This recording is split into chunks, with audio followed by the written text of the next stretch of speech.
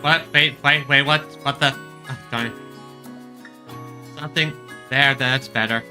I guess, I was scrolling and, okay, that was silly. Anyway, hello! Welcome everyone! Hope you're having a wonderful day. Hahaha. Pretend you didn't see that. Please, pretend that you did not see that. Anyway, hey, thank you all for coming, everyone. Today is promising to be quite the experience because we're going back to Genshin for two main things. One, Genshin has released a new story chapter, and from the trailer, we're going back to Sumeru, which I'm very excited for because Sumeru was one of my favorite locations. I just loved Sumeru's vibe. It had some of the best music, and, well, Nahida is the most adorable little radish of an Archon. Other than that, I'm also just looking forward to rolling Nicole, get the biggest yapper of the game. Now, without further ado, let's enter Genshin Impact, and... Wappa! Oh! Hey, Nahida, what are you doing here? Oh. Looks like Nahida was hanging out with the Aranara. For all that this entire quest chain was massive and took forever, I'm very much happy it exists because the Aranara were just lovely little creatures. As you can see, I've basically kitted myself out in Sumeru theming. Nice Sumeru themed team with 2 Sumeru characters, and Dendro is my main damage source. Grabbed our lovely Sumeru friend, and let's get started on this quest. Yes, focus mode. Focus mode enabled. Now I'm tried my best to avoid spoilers. People are utterly terrible about not spoiling things, but that's fine. So let's see what... Okay, as expected, we do have to go to Nodcry. I wasn't really surprised about that, but... Well, I kind of had to start in Sumeru. It just would feel wrong if I didn't. So, let's go...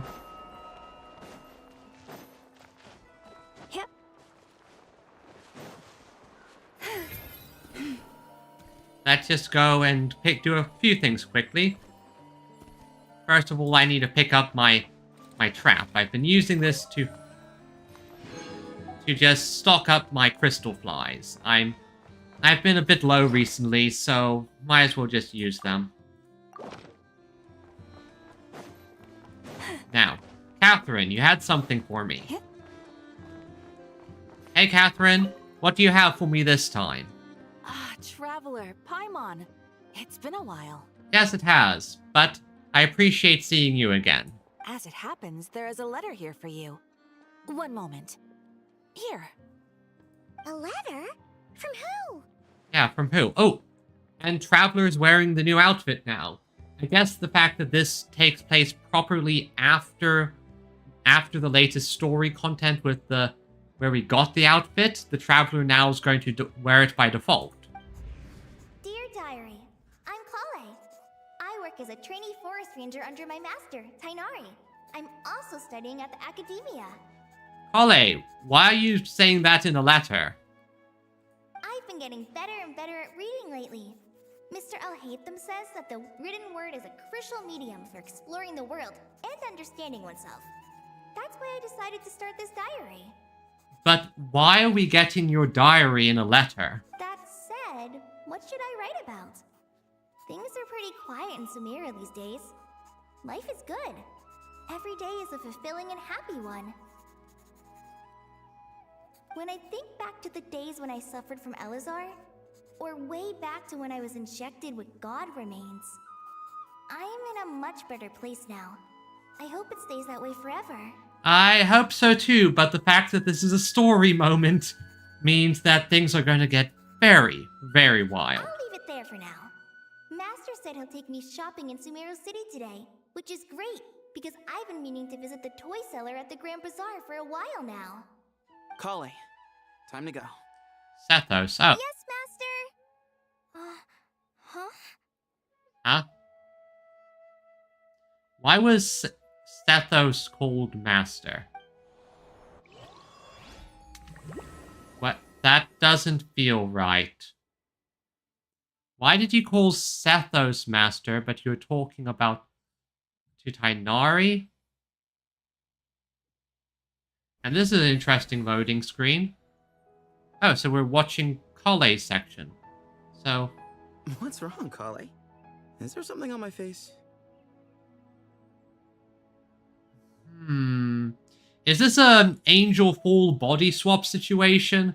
Why is Sethos a forest watcher? No, sorry. I didn't mean to stare. Did Master Tainari send you to pick me up? Master Tainari? What are you talking about?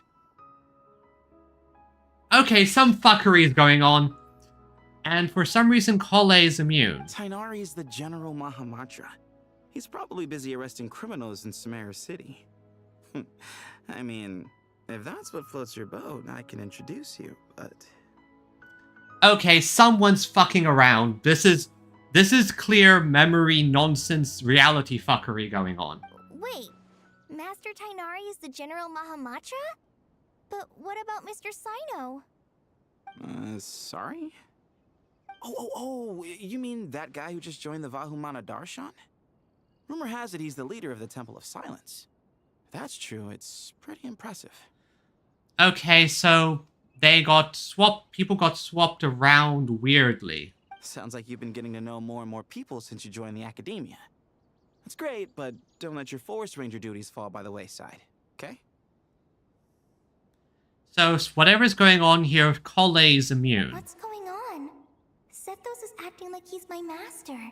And Master Tainari has taken over Mr. Sino's job. Is this some kind of prank? No, this is grade A memory fuckery or some type of swap around situation. If so, it's a weird choice of prank. But anyway, Sethos doesn't look like he's joking. What is this all about? Okay, let me think. So what we know about how the big tree works, if I remember correctly, the way the big tree works is that it sort of... Oh, how should I phrase this? Right. The way the big tree works is that it acts as a... It acts as a memory repository and stores the information. But mucking with this information there also affects people's memories and the like in real life, in reality. So, someone is clearly mucking around. Well, now, the only people who we know who should be immune to this is the Traveler. For some reason, Kale is seemingly immune as well, and we know even Nahida can be affected from the time when Wanderer deleted himself. Hey, you're zoning out again. I'm gonna buy some tools for the Rangers. Why don't you stretch your legs a bit? It's been a while since you last visited the city, right? Wait! He's right. It has been a while since I last visited Sumeru City. Was it always like this? I mean, it feels familiar, yet somehow... something seems different. Is this really Sumeru City? Nope, looks like someone's pulling some body swap nonsense. Okay, your tracker indicates that your progress saved. Okay. Makes sense. That way we can... These are special story mode moments. So, let's look around Sumeru City and try to find things that don't quite add up. Now I hang in Sumeru City. Did you see who just walked by? I think she's that famous merc. Okay, I think they're referring to to Dia or whoever is taking the role of Did you Dia. see who just walked? Hey, did you see who just walked by? I think she's that famous merc. Yeah, it's gotta be her. That red hair gives her away. The Flame Mane. They say she can take down 12 tough guys with just one hand. So looks like Nilu got swapped with Dia. Nilu got swapped around with Dia. Alright, this is definitely interesting. See who just walked by? So, It takes courage to maintain a peaceful life, too. be very suspicious. How will I ever save enough money to buy that custom-made axe with floral carvings from the blacksmith? Why is that specifically... How will I ever save enough money to buy that custom-made axe with floral carvings from the blacksmith? What do you need that for? To use as a weapon, of course. As Hussein's secretary, I must ensure his safety. Don't underestimate me just because I'm a homemaker. I used to be a mercenary in the Corps of 30. Huh? Peace is precious, but you must always be prepared for the worst. That doesn't quite... Okay, I'm not familiar with that character, but... Okay... fortune teller lady. Anything? Nothing? Got it. It takes courage to maintain a peaceful Right, nothing. It takes courage to make. Hello, my name is Hussein. I'm responsible for managing administrative affairs in the Grand Bazaar and Treasure Street on behalf of the Academia. I feel like you aren't supposed to be this person. It's always one thing after another. Ah, if only everyone was as good-natured as the great merchant Kave Bay. I think... so Kave got swapped out with Dory. Kave got swapped around with Dory, it seems. So... So that... Rima? Word that Sage disappears without a trace as soon as he gets off work. It's a little mysterious if you ask me. Alright, so who are you talking about? I heard that Sage disappears without a trace as soon as he gets off work. It's a little mysterious if you ask me. That still isn't... That doesn't exactly... Is that referring to... Wait, that... Yeah, that's Kave over there. I heard that Sage disappears without So, a trace as that's... soon as he gets off work. It's a little mysterious. Let's get a bit closer. So, that's Kave. Lord Kabe Bay, did you get a chance to review this month's accounts? Any feedback? You mean the version you sent over a few days ago? Yeah, I took a look when I received it. So, Kave. I was thinking that maybe our profit margin is a little excessive. I visited some of our commercial partners last month. Their earnings are very slim. Okay, so Kave's taken the Dory position, and unlike Dory, he's not a cutthroat merchant, so it sounds like people take on the roles, but reality hasn't been swapped. But their unique personality traits is causing shifts and things to shift around slightly. Are you suggesting that we give up some of our profits for them? Yes, that is what he's suggesting. Well, since we have more than we need, yes. Making money for its own sake is pointless. Don't worry, I've already planned for it, and the numbers look fine. We can adjust the rates starting from next month. And there's the factor of how Kave is different from Dory, and he's probably going to cause issues for Dory because Dory gets a lot of money for a reason, and Kave's almost broke for a reason. Also, about that designer you hired, I've had to revise his proposal 3 times now, but he just doesn't seem to... Oh? Oh.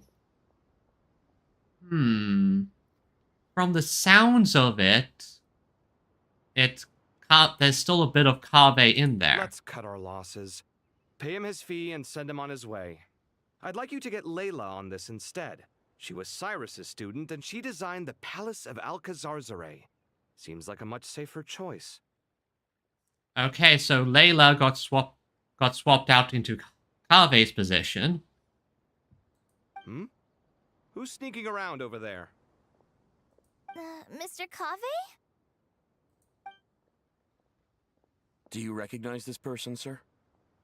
Yes, it's all right. We've met. This is Kale, Sethos' trainee. He brought her along the last time I went for drinks with him. Okay, yes. This is... What brings you to the city, Kale? Is your master here too? Okay, yeah, this is... No, this is all wrong! Why is Mr. Kave saying that too? Tainari is my master, not Sethos! This can't be real. I have to ask someone else. There's gotta be someone else out there who still remembers the truth. Yep, so... Hey, wait! Don't run off! How strange.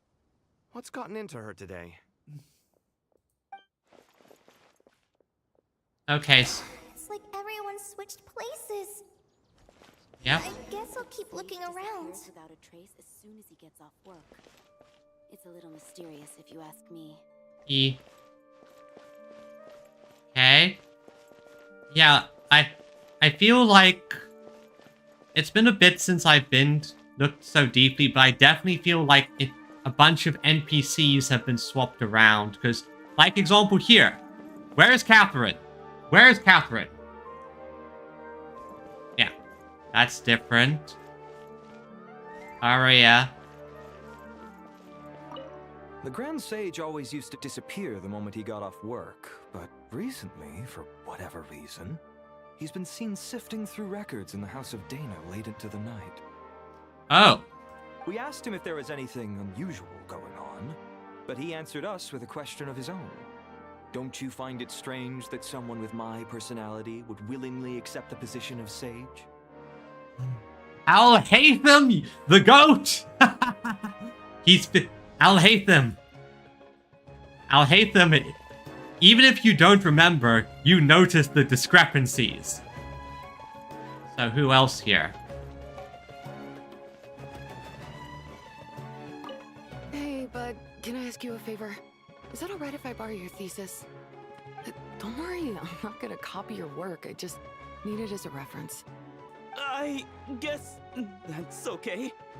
But if our theses end up sounding too similar, it's gonna be easy for them to spot.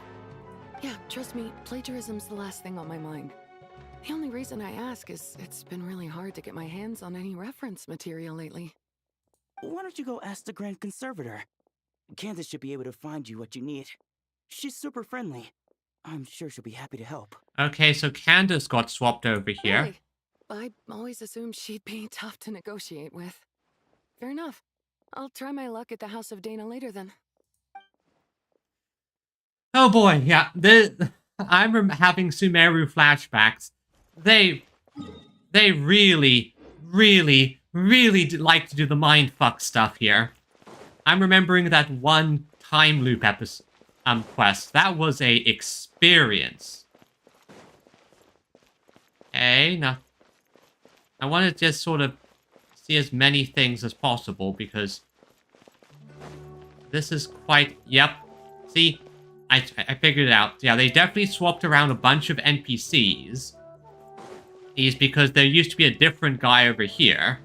You know, I remember that quite clearly. So what has likely been happening is whatever is called Dunyarzad, acting manager. Yep, they... Would you like a cup of coffee? Would you like a cup of coffee? The store's been pretty busy lately. Lots of customers have been feeding Ashru, who watches over the shop, and now Ashru's put on quite a lot of weight. Maybe I should put up a sign saying, please don't feed the cat. Oh boy. Yep, Dunyarzad got swapped with someone as well. Would you like a cup of coffee? Oh. Would you like a cup of coffee? So the way I sort of see it is people have gone swapped around. Their personality traits remain the same, but at the same time they... There's so much pressure these days. Sometimes I just want to write their papers for them. the way... sorry, as I was saying, the way I see it is people got swapped around, they're still doing the roles that they're meant to, but their personality traits haven't been swapped around. Sorry, haven't been changed. And so, Alhaitham down there is very much a selfless and considerate guy. He's not the ruthless merchant that Dory is. So, he as Lord Sangamia Bay, just continues doing stuff. He is trying to be a bit more generous. Meanwhile, Candace is the Grand Conservatory, but is still her usual self. And from the sounds of it, Alhaitham got swapped in with the Grand Sage, and he realizes that something is off because he's understanding that his personality would not work for such a position. Why would he ever accept that position? Thus, he knows that something is off. Students are under so much pressure these days.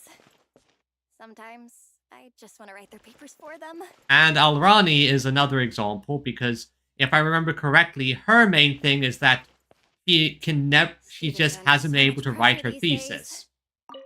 Students are under so much pressure. Peculiar papers come to me for review every day. I really wish they were able to relax once in a while and not be constantly plagued by academic conundrums. It doesn't do a person any good to spend too long down the rabbit hole. Interesting. And I can already feel the confusion from Kale as we approach here. Lots of visitors today, I see. Welcome all. It's been a while. Wait for it. Hey, Rahman. You know that guy who sells face powder on Treasure Street? I haven't seen him around in a while. Any idea what happened to him? Oh, you mean a Hongar? Yeah, he got into a brawl with Shavirme on Treasure Street. He's been banned from setting up shop there for now. Seriously? Oh, well, that's a shame. I was planning to pick out some makeup for you. Okay, this is going to be... Oh, don't worry about it. There it is. There's the slight shift. Because she is the mercenary captain in this situation. The legendary Flame Mane discussing makeup with the Zubair Theater star dancer. Now there's something you don't see every day. Remember, this is a swap, so she is the Flame Mane and she is the star dancer. Flame Mane? But it doesn't feel right. You know, I'm not actually sure when people started calling me that. Maybe the other Eremites thought I needed a fiercer title to scare people off? Yep, Cole's noticing the... To be completely honest, I think the title would fit you better than me, Dia. You think? Can't say I've never imagined myself as a merc. If I ever give up the dancing, maybe I'll head to the desert and give the Eremite life a try. You would? Flame Mane Nilu. Is that so strange? Oh, not at all. In fact, I've actually had similar thoughts before. If I ever get tired of sleeping out in the wild, I think I might go look for a job at the Zubair Theater. And there's the flaws in whatever did the swap. It's very clear that despite the changes, the personality traits are still there. And they still don't feel like something isn't quite right, probably on a subconscious level. I've adored the dance of Sub-Zeros ever since the first time I saw you perform it. If the chance ever came up, I'd love to try it out on stage for myself. Really? If our manager Sataria heard you say that, she'd hold you to it. Probably grab you by the sleeve and never let you go again. Hey, when that day comes, I'll do your makeup myself. How's that sound? Sure.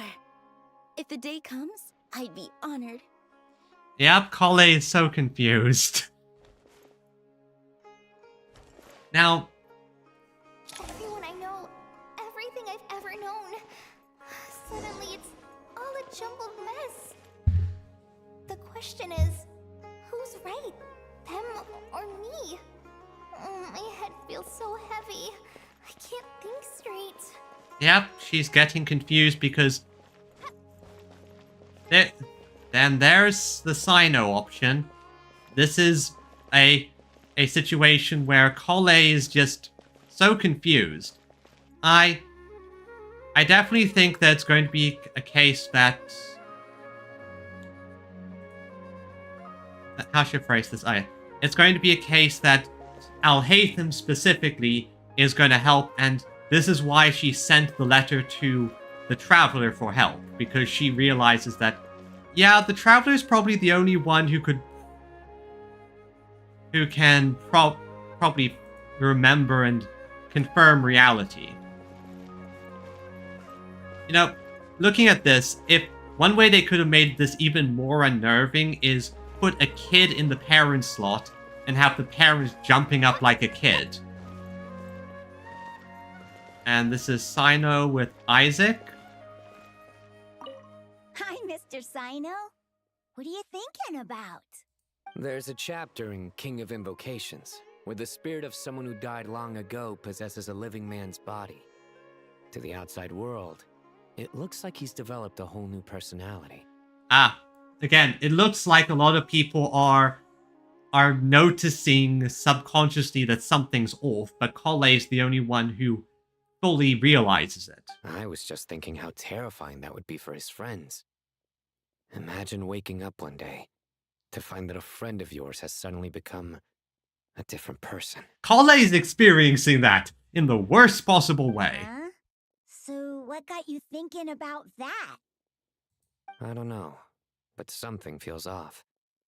Everything looks fine on the surface, but can human perception really be trusted? Oh, yeah, that is certainly something to consider.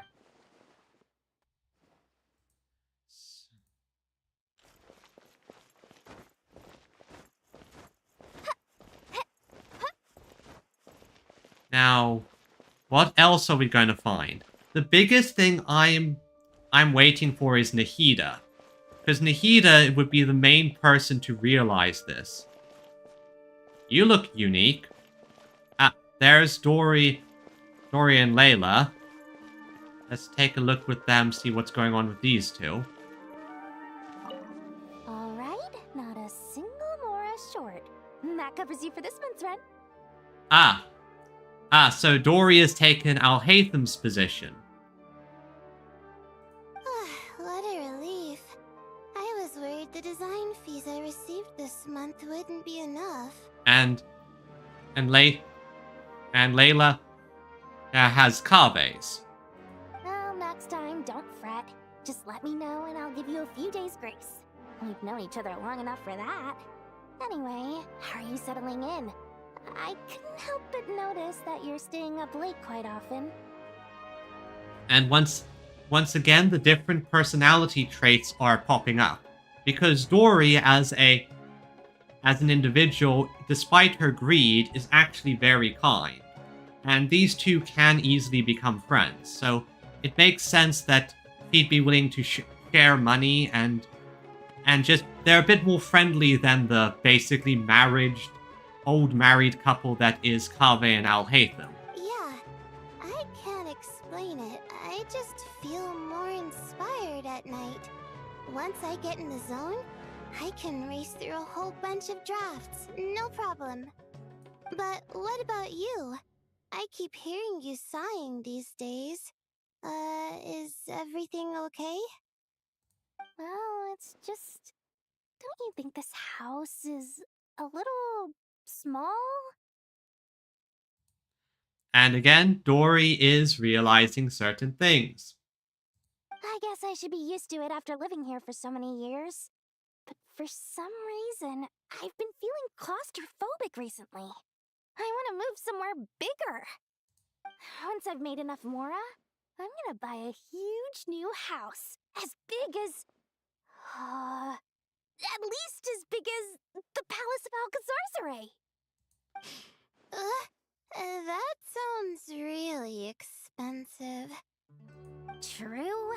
I'll never be able to afford it on a scribe's salary alone. I need to find another way. Once again, Dory's true personality is popping out here. She's going to...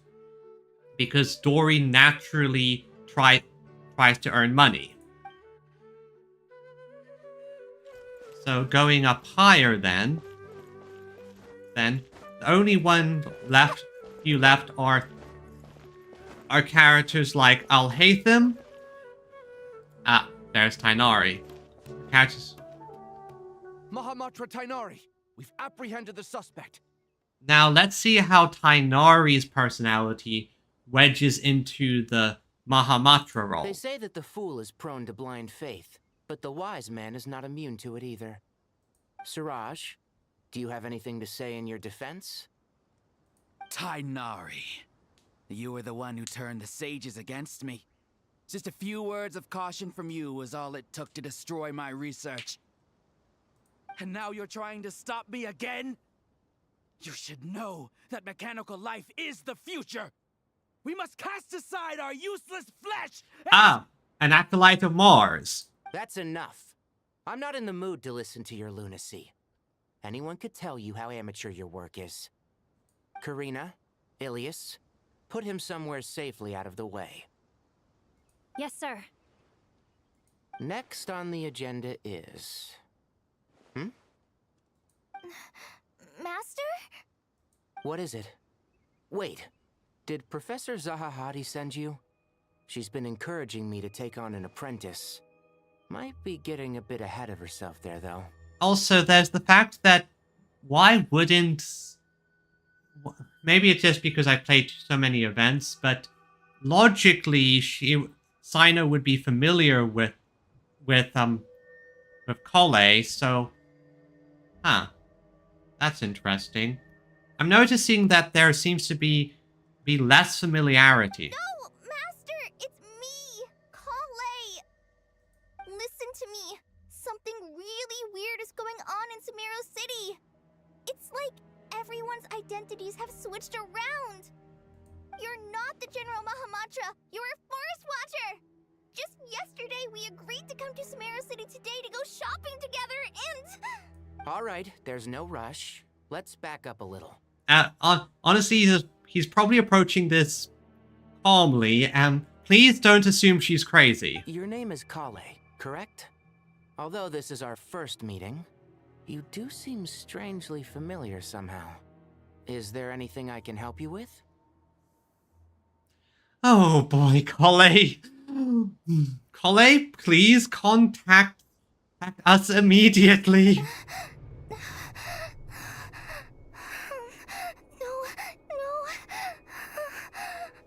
Aranara.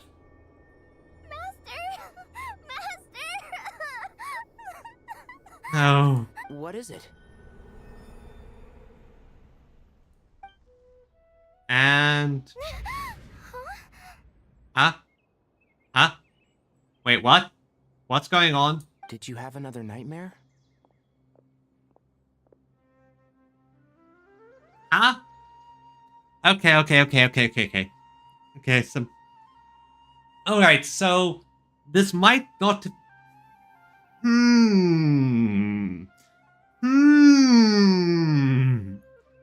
So, this was a vision of some kind.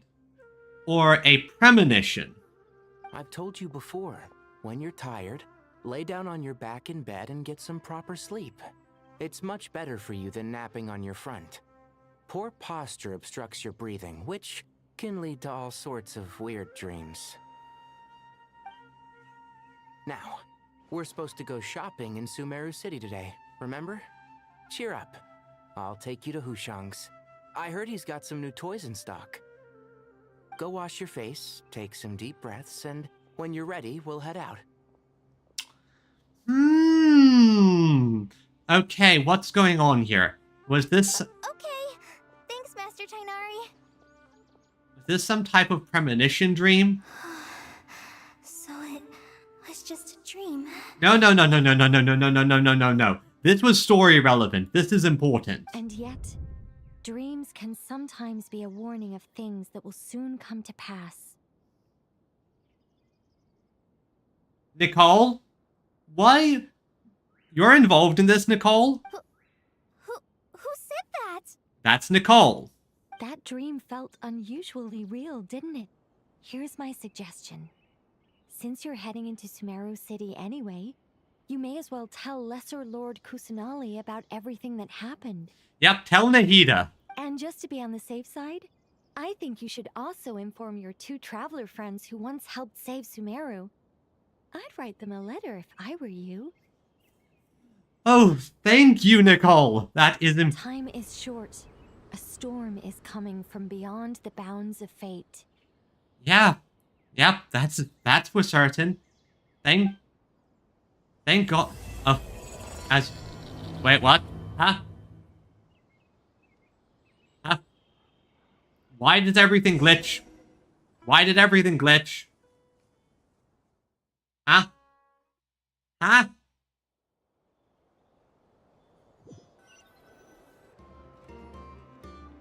What a strange situation. No wonder Kali was in such a rush to write us a letter.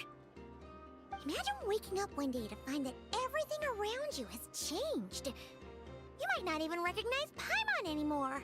Oh, that's a scary thought. Yeah, Let's get to Sumeru and find out what the heck is going on. yeah, I know, like, this...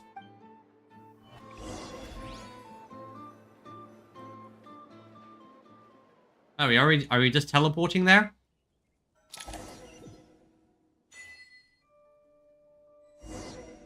Oh, wow, we're already here. And they took away the teleport waypoints. Got it. Although, since we've heard Nicole, let's do 110 roll and see if we get lucky.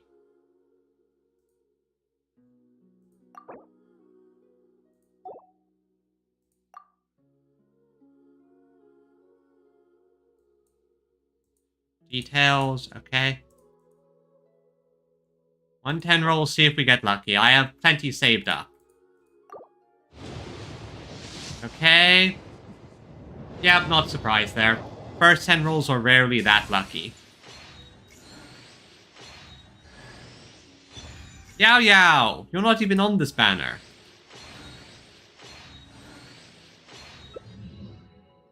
At least I don't think Yao Yao's on this banner. Yep, he's not even on the banner. And I have... Okay, I still have a good amount left, and... Let's do another one just for luck. And... Yep, again, not surprised.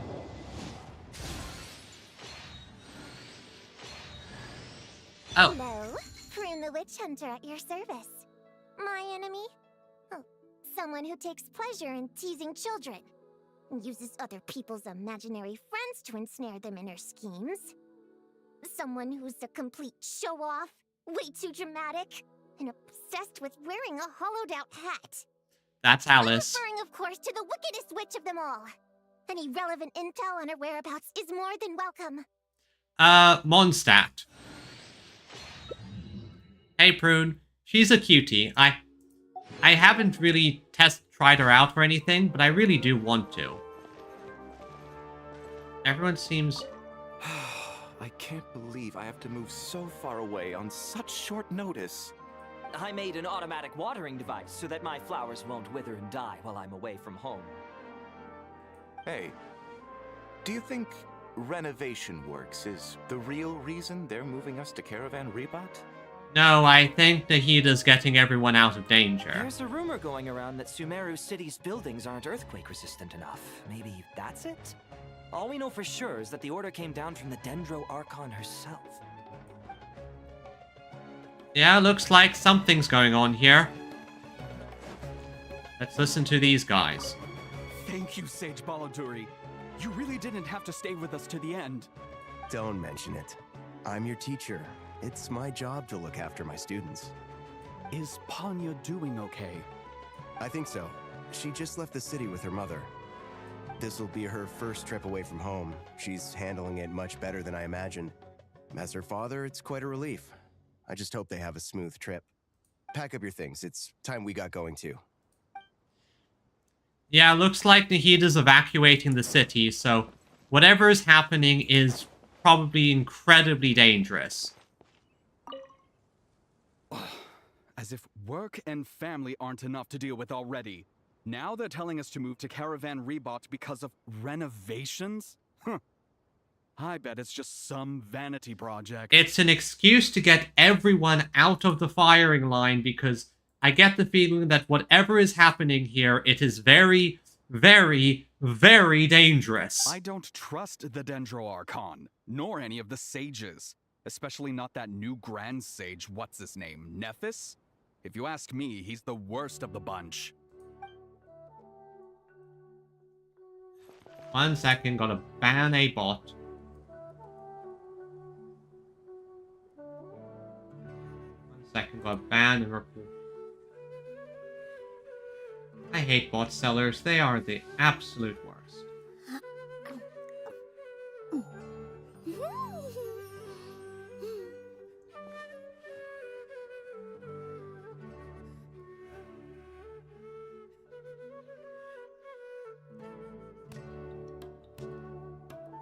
Bot sellers are the absolute worst.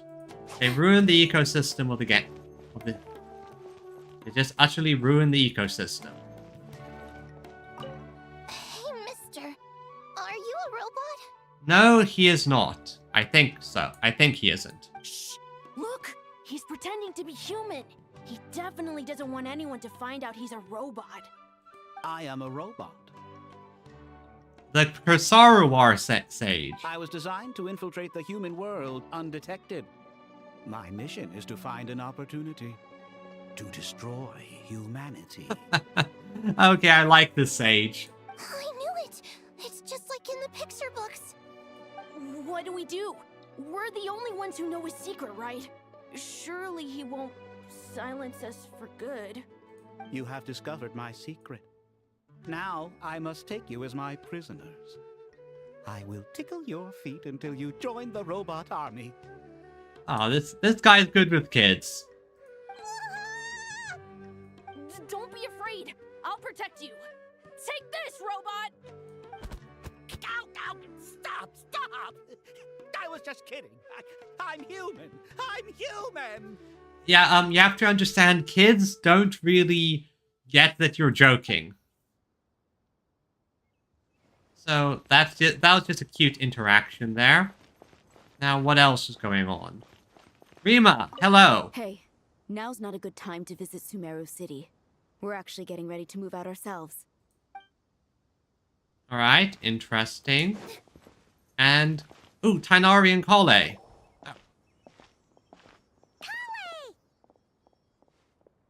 Traveler! Paimon! Thank goodness. I'm so glad you made it. Yeah, looks like whatever is going on, it is pretty big. Like, very, very big. Oh boy, like something big is going down. I'm guessing the heat is evacuating the city. Of course! We won't let anything happen to you, Kale. So, what's going on in Sumeru City? Looks like lots of people are moving or something. Yeah, I was just gonna say. After I wrote my letter, Master and I went to Sumeru City and told the Dendro Archon everything that I experienced, from start to finish. What did Nahida say? She was silent at first. It seemed like she was deep in thought.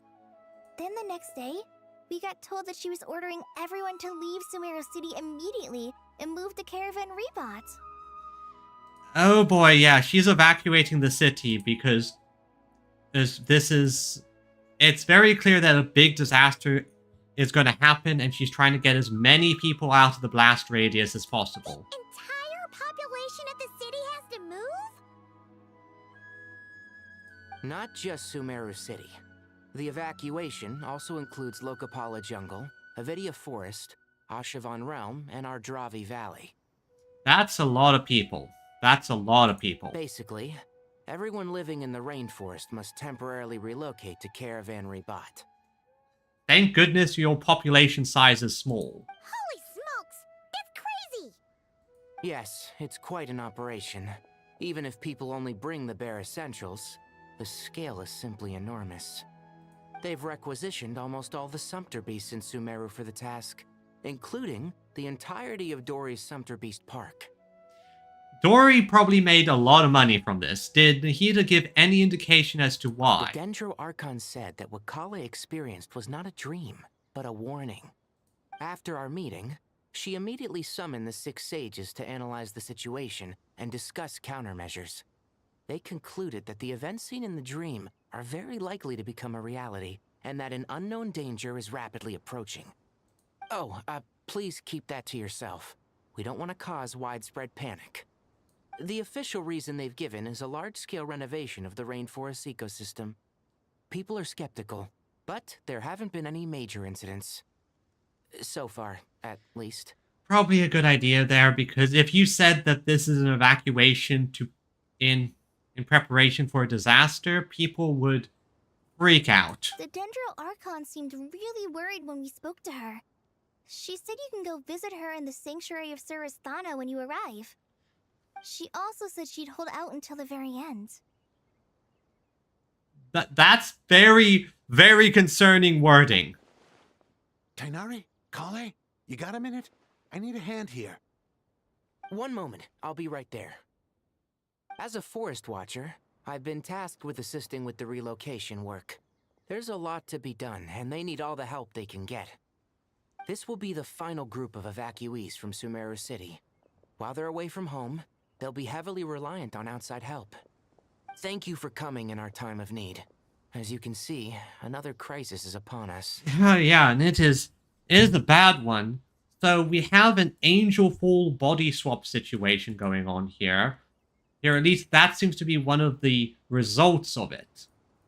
And as to why, well, not body swap, but role swapping going on. But that is very clearly probably only a side effect of what occurred, because there is absolutely no way that such a thing just happened without will just happen. This is clearly there's no way someone could have that as their main goal unless they're trying to do things like swap in their subordinates to roles of people who aren't loyal to them, but that wouldn't make any sense. Excuse me, sorry to trouble you, but could you help an old man find his medicine? It's buried somewhere in my luggage. Where's my mom? Where did she go? Don't worry. It'll be okay. Those items are worth a small fortune. Make sure you store them somewhere safe. You understand? I bet you thought you'd get away with this in the chaos, huh? Guess again. No petty thief gets past me. Okay. It's a mass evacuation inevitably causes problems. People get mixed up, confused. There's always going to be an opportunist. Something gets damaged. Yeah, she wouldn't be resorting to this thing if it wasn't needed. What's going on? The strange events of Kale's dream took place in Sumeru City. Whatever danger is afoot, it must start here, which is why everyone has to leave. We should go help the evacuees. See you around. I'm so glad that you believed me and came all this way to help. It means a lot. Please stay safe. Thanks, Kale. Don't worry. We may not know exactly what's going on yet, but as long as we stick together, we'll find a way through this. Goodbye! Look after yourselves! But the big question is, why did Kale specifically get this vision dream? Why did Kale have this vision of what is to come? Will do. See ya! Paimon's not sure how she found the words to comfort Kale because, honestly, she's kind of nervous herself. Oh, I know. I understand Let's that. head to the Sanctuary of Surasthana and see Nahida. Good they teleport us, because getting up to the Sanctuary of Surasthana is a bit of a pain. Okay, everyone. What? Oh? Who goes there? No unauthorized access to this place. By order of Mahamatra Sino. I'm the traveler. I go where I want.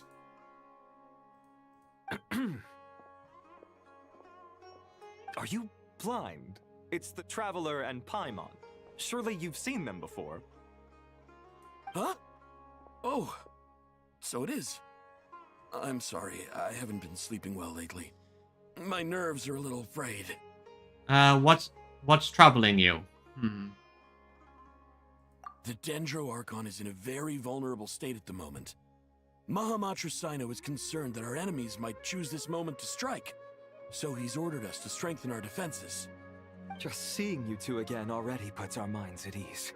Please, enter. I'm sure everyone's expecting you. Yeah, I want explanation for what's going on. I did notice during that vision that Scaramouche, aka Hat Guy, or as I call him, Don Sombrero, and Nahida weren't really mentioned. Now that could just be they never came up, or something more is going on. So we have Sino, Cyrus, Alhaitham, and don't know who you are. There's Nahida. There's Scaramouche.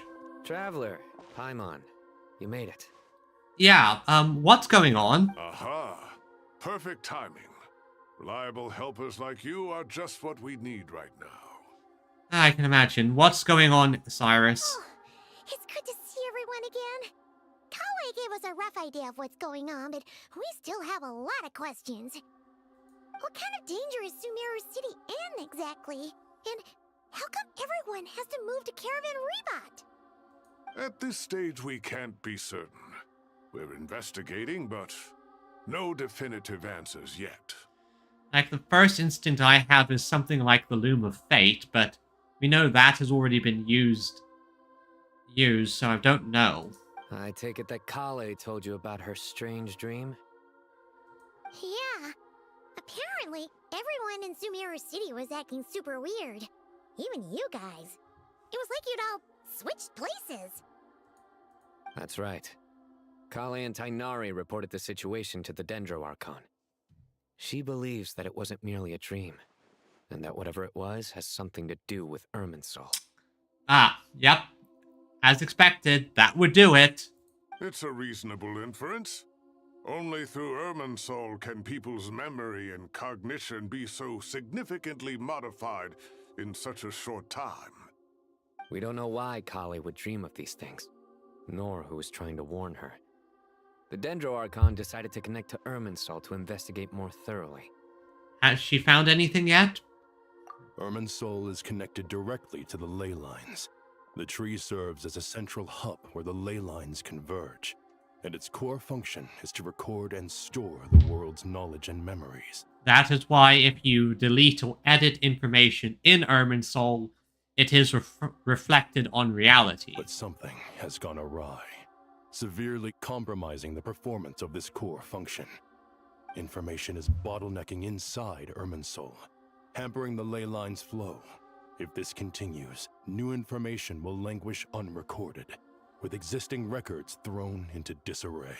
And that disarray would result in people's identities getting swapped around. In short, the souls of the dead will be stranded, while the living have their sense of reality warped. In the long run, Kale's dream could well become a reality. And that's just the beginning. There's no telling what other nightmares could end up coming true. Yep, as expected, the identity swapping was just a side effect, not the main goal. Irminsul, the ley lines. I have come this far to use my death to open the gates of the ley lines to my people. Oh yeah, okay, now I'm locked in. There is no way I'm ruining the captain's sacrifice. In that time, the captain was storing stranded souls inside his heart. It was only after the rules of the Night Kingdom were amended that they were able to return to the ley lines. And that was just one nation. A problem with Irminsul itself could end up affecting all ley lines worldwide. Faced with a growing backlog of information, the Dendro Archon decided to connect herself directly to Irminsul and take over the recording and processing function herself. So she's basically he's trying to relieve the pressure. But it is an almost impossible task. Individual brains aren't equipped to deal with the sheer volume of knowledge and memories involved. All that information flooding in at once would instantly fry any human mind. Thankfully, Nahida's a god, but it's still very hard. And for a god, even for a god, the suffering must be unimaginable. That's honestly expected of Nahida. Dendro has the key component of self-sacrifice, after all. The Dendro Archon's power originates from Irminsul. Any issue with the tree itself takes a toll on her to begin with. On top of that, she's subjecting herself to the grueling task of processing all that data. It must be torture for her. And despite all of this, she is somehow finding the strength to investigate the Irminsul situation from within and send us her findings. Thank you, Nahida. You are there's a reason why you're on the top list of Archons. I finished analyzing the latest data. Looks like our working theory was wrong. There's no signs of Irminsul having been attacked from the outside. So something is attacking it from the inside. So it's internal then. Some sort of disease, perhaps. No. I've spent half my life studying the ley lines. If Irminsul malfunctioned this easily, the world would have met its end long ago.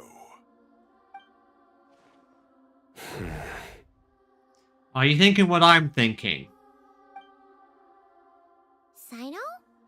What is it? Not long ago, I got a tip from the Core of 30 that a large number of unidentified merchant caravans had recently been spotted entering Sumeru through Beta Harbor. At first, I suspected that they might have something to do with all this, so I sent some people to investigate. But if Irminsul wasn't attacked from the outside...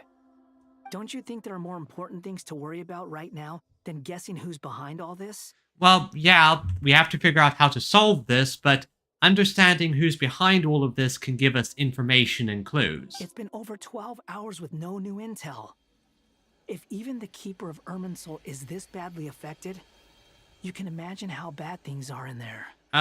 Can you take me in? Nahida! Nahida? Dendro Archon. Yeah, my thoughts exactly. Nahida, what's going on? Please. What's wrong? Stay with us, baby girl. Her breathing is weak, and her elemental energy levels are dangerously low. Looks like it's time to move to the backup plan. What's the backup plan? Get out of the city and take the Dendro Archon with us. The entrance to Irminsul is directly beneath the sanctuary of Surasthana. That means this is ground zero if anything goes wrong. The Dendro Archon has a very strong connection to Irminsul. But theoretically, this connection should grow weaker with distance.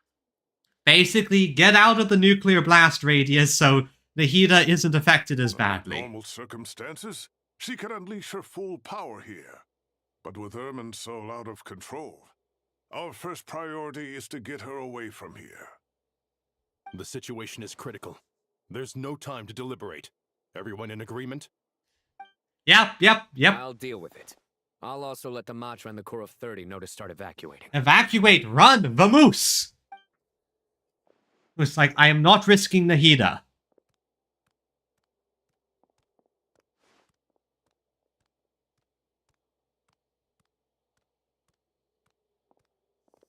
Let's go. No sense grieving when there's nothing more we can do. They're holding on the scene. Agreed. We'll be back as soon as this is over. Yeah, so that's why. So we're going to have to basically abandon... We're basically going to have to abandon Sumeru City. Okay, well, at least that gets us... Oops, excuse me. At least that gets us away from whatever this is.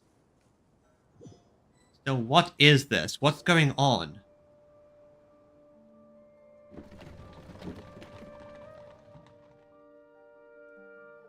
The last group of civilians has been safely evacuated. Dendro Archon's carriage will travel with them. Sino and Hat Guy will protect the convoy. Ah yes, Don Sombrero. That's good news, but you don't look very The relieved. Dendro Archon in a coma. We've lost our means of investigating the situation. No, you haven't. I can do it. And with Irminsul still deteriorating, we have no choice but to evacuate Sumeru City. Feels as though we're being pushed along by an invisible hand. Stop moaning, Cyrus. We're the teachers here. We should be showing a little more confidence, don't you think? A wise judgment. Let's move out to Caravan Rebot. Yep, get out of the rainforest, get away from the ground zero, and figure out things from there. Because this is a scary situation, to be perfectly honest. Ah, Caravan Rebot. All units are in position. I see. So we have Fatui being involved. That is honestly not unexpected, to be perfectly honest. Good. Everything is going to plan. Interfering with Sumeru City is a necessary step, so do not hesitate. The Irminsul situation will not harm you. Oh? We need to speed things up here, too. We don't want to keep our client waiting, do we? Oh. No, sir. You have my word. Everything will be completed on schedule. It is interesting that they're using the new Nod Cry Fatui designs. And yeah, I think I know who you are. They say that fervent ambition attracts the favor of the gods, and with it, a vision. But we appear to be the exception. So, is our ambition not strong enough? Or does it threaten the very foundations of this world? A little bit of column A, a lot of column B. But who are you? I think I know who he is, but I'm not quite sure, so we have to just sort of check and trust. So we're in Caravan Rebot, so let's check with everyone. Hey, Hat Guy. Hat Guy! Hat Guy! What? What? Nothing. You just look like you were lost in thought there. Do you have any ideas about what's going on? From what I know about Irminsul, the system doesn't break down that easily. I don't have the faintest idea who could have done this. Actually, one name did cross my mind. But, he's already dead. Yeah, I know. We killed the doctor, but that's what I think is going on. He could have used that to enter Irminsul. Maybe turn himself into basically a virus. Calvin, I'll hate them. So, can I assume that this period of time away won't count as part of the rental period? Maybe we should deduct it from next month's payment. Sure. Great! Wait, why are you suddenly being so reasonable? What's the catch? I'm always reasonable with rental payments. Like the time I refused to let you use that wine you brought home as collateral. I mean, it's good. It was good wine. That was a perfectly fair request, and you know it! Everyone runs low on funds now and then, don't they? And that bottle of wine wasn't cheap. You ought to be thanking me. Anyway, Sumeru City should be empty by now, right? With no one at home, I've been worried about security. Well, that is a decent worry, but I don't think you need to worry too much. I'm worried about burglars. What would they steal? That new scroll you bought? Ah! I'd almost forgotten about that. Oh, I only went and hung it up in the most conspicuous spot in the house. If anyone breaks in, it'll be the first thing they see.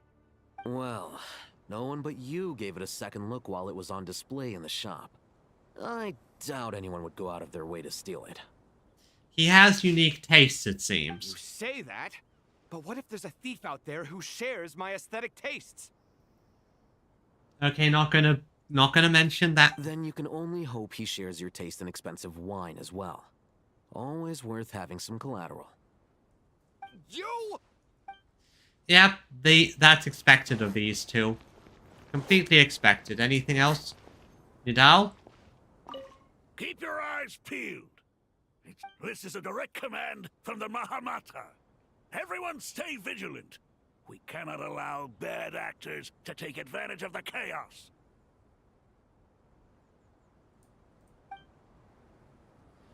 Alright, makes sense, makes sense. So that takes care of that side. What about the other side? So we've had two... Anything? Okay, nothing on that side. No one important there. No one... Okay, Sino, Kale, and Tainari. How is the Dendro Archon? Yeah, how is Nahida? Her breathing is steady.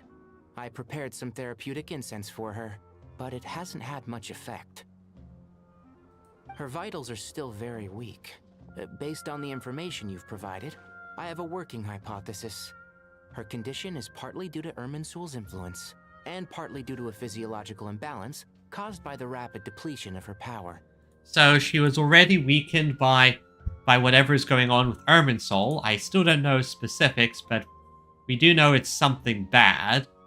And then because she then spent all of her strength in trying to fix the situation, it degraded essentially. Elemental energy usually flows through the body at a relatively constant rate. The body grows accustomed to this rhythm, so when it's thrown out of balance, physical symptoms will appear. Makes sense, makes sense. Is this similar to the ley lines? Overloading and withering both directly affect their vitality, potentially causing irreversible damage. Correct. From a biological perspective, if you overexert yourself, you pay the price with your life. The Dendro Archon is not only drained of power, but her life force is at a critically low level. Honestly, that's expected. Nahida is, by her very nature, a individual who's self-sacrificing. Is there any way to restore her health? I know the ley lines have strong self-healing abilities. As long as any blockages or pollutions are dealt with, they can quickly regain their vitality. But what about people? Well, gods. What's their capacity for self-healing? Before we think about that, there's a bigger predicament to resolve. Restoring the Dendro Archon's power requires us to heal Irminsul first. But that will be extremely difficult without the Dendro Archon's power. So we need a lot of Dendro energy. I know a person. Paimon's already getting lost here. I have to concentrate hard to keep up. Mr. Tainari and Sino look so serious. I've not heard Master speak in this tone for a long time. Tainari. Ah, all the sages. Go, Sage Rangers! Master Nephis, sages. Tainari, haven't seen you in ages. Have you gotten taller? Or did your ears get longer? Hopefully the former, Uncle Baladuri. Sino, where's Professor Cyrus? I thought he'd be with you. He went out into the wild to investigate the situation. He said that the Irminsul anomaly will likely start to affect the real world soon. He shouldn't be trotting around alone at his age. Which way did he go? I'll look for him later. Would someone mind introducing us? These are the sages in their color-coded robes. Ah, yes, of course. Allow me to do the honors. I'm sure we're all familiar with the Traveler and Paimon. They're the heroes who helped foil Azar's conspiracy and save Sumeru. These gentlemen and I are the 6 current sages of the Academia. Balduri and I are part of the Old Guard, while the other 4 took office after Azar and his clique fell from power. We have Sage Alkindi of the Spontamad Darshan, Sage Farnas of Kasharawar, Rataoist Sage Shakir, and finally Harabatot Sage Rusht. And now I just gotta remember what each of those do. Nice to meet you all. We'll be working together closely to resolve this crisis. I've heard much about you. Delighted to finally meet you in person. You're younger than I imagined for someone with the power to stand up to fate itself. Thank you for lending your aid to Sumeru once more. It's fine, it's fine. Considering that Nahida's my friend and this is would probably cause a lot of problems regardless, it's alright. Once we're on the other side of this, could we get a photo together? My daughter has a friend named Isak. He's always talking about you two. Aw, family man. I do like that they're giving the sages varied personalities.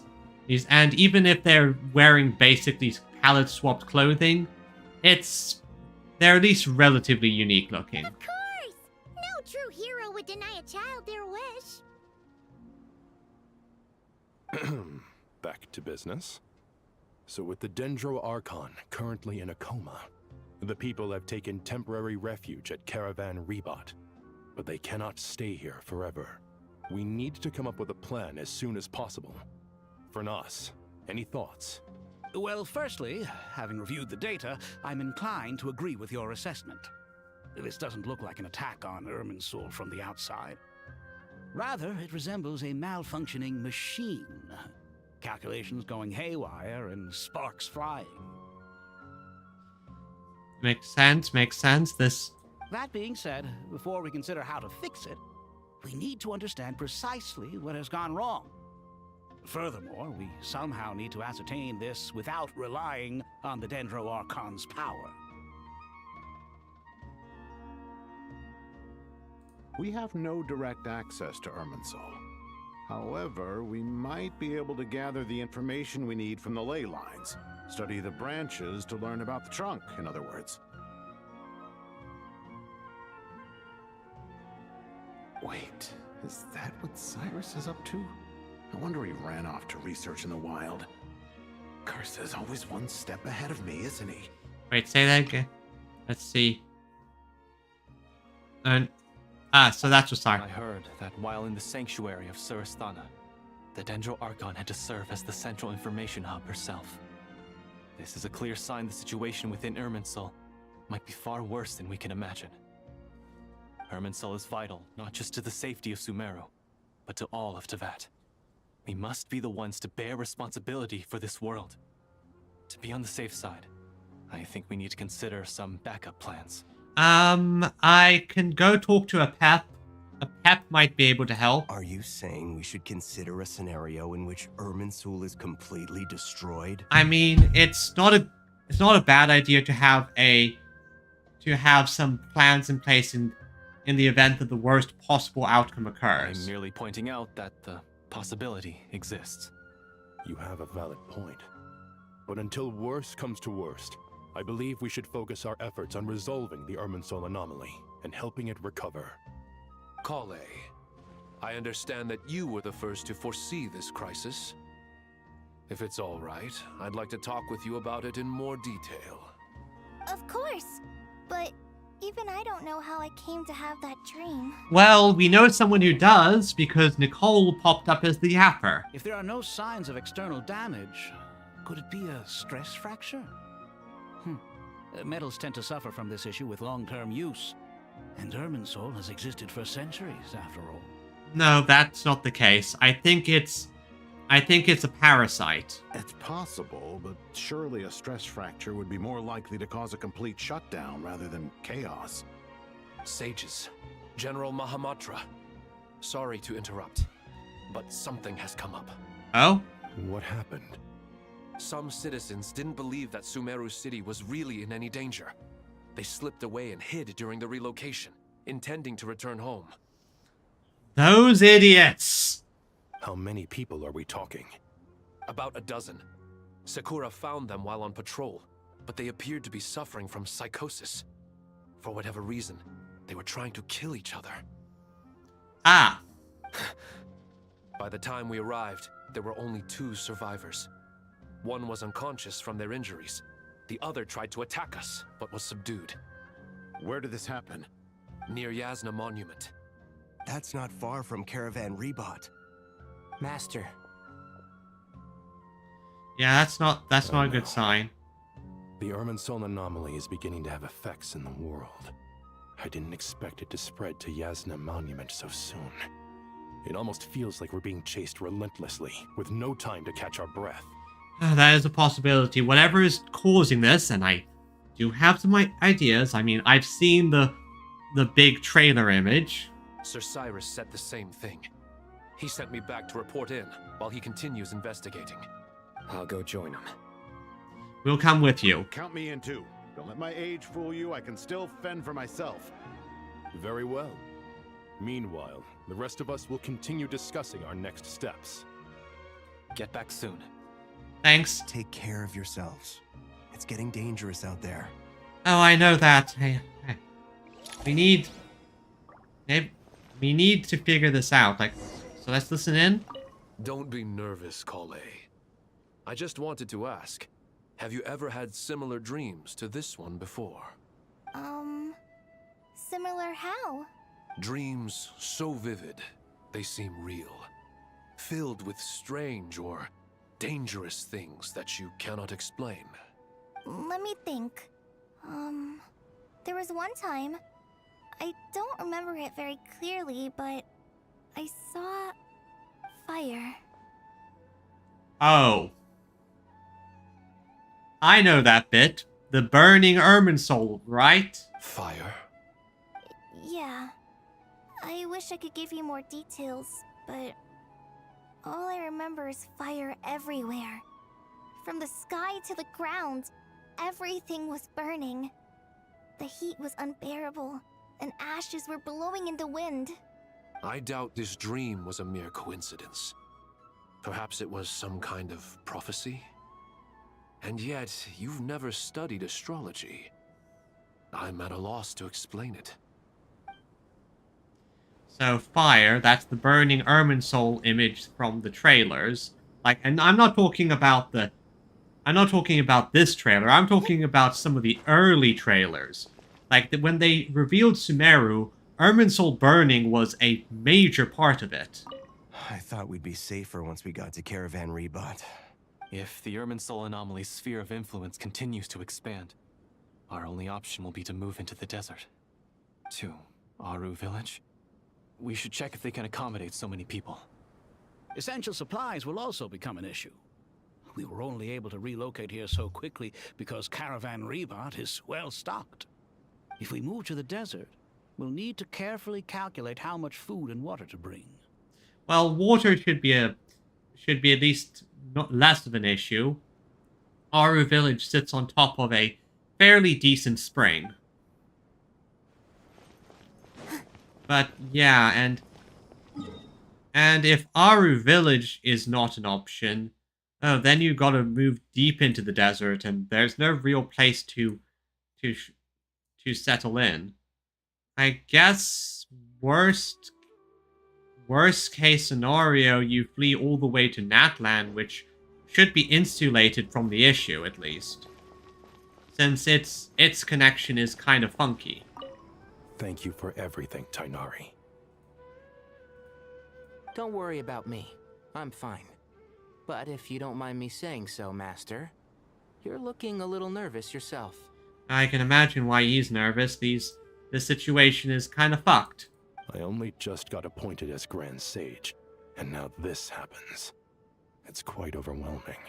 Oh, I know that feeling. Looking back now, I don't think I handled the situation with Azar very well at all. Yes, I protested, but I went about it the wrong way. Instead of helping, I just ended up getting locked away. Now that I'm the Grand Sage, I have to be responsible for everyone's lives, including the dozen or so who fled to Yasna Monument. I can't help but blame myself for their deaths. No, you can't do that. You cannot do that. You did everything you possibly and reasonably could. It's only natural that you want to do the best job you can, but Master, we both know perfection is impossible. Exactly. Perfection is not something you can just do. You're right. We may well be heading into the desert before long. Feeling up to it? We left in such a hurry that I didn't bring any sun lotion, but I'm sure I can make some from local ingredients here. That was a big part of my graduation thesis, after all. Still remember? Of course, like it was yesterday. I remember asking you if you'd like to stay and teach, but you turned me down without a moment's consideration. Anyone else would fight tooth and nail for the chance to research by my side, but you couldn't get out the door fast enough. Weren't you afraid I'd hold up your thesis and stop you from graduating? If you'd pulled a move like that, I would have reported you to the Matra right away.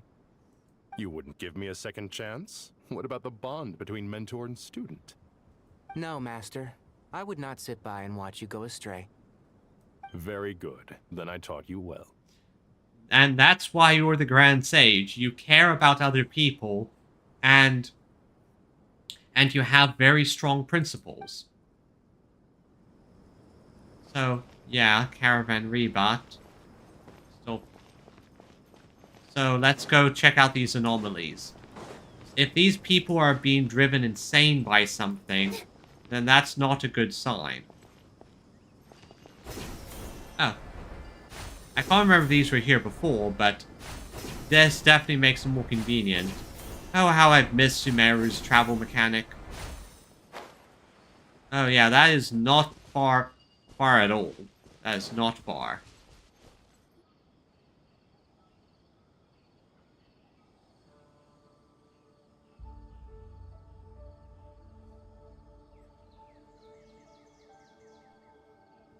Please, don't go any further. As you get closer to Sumeru City, there's no knowing what dangers you might encounter. So this is our mentally disturbed man? I'm going to gut you all. Yep, that's definitely mentally disturbed.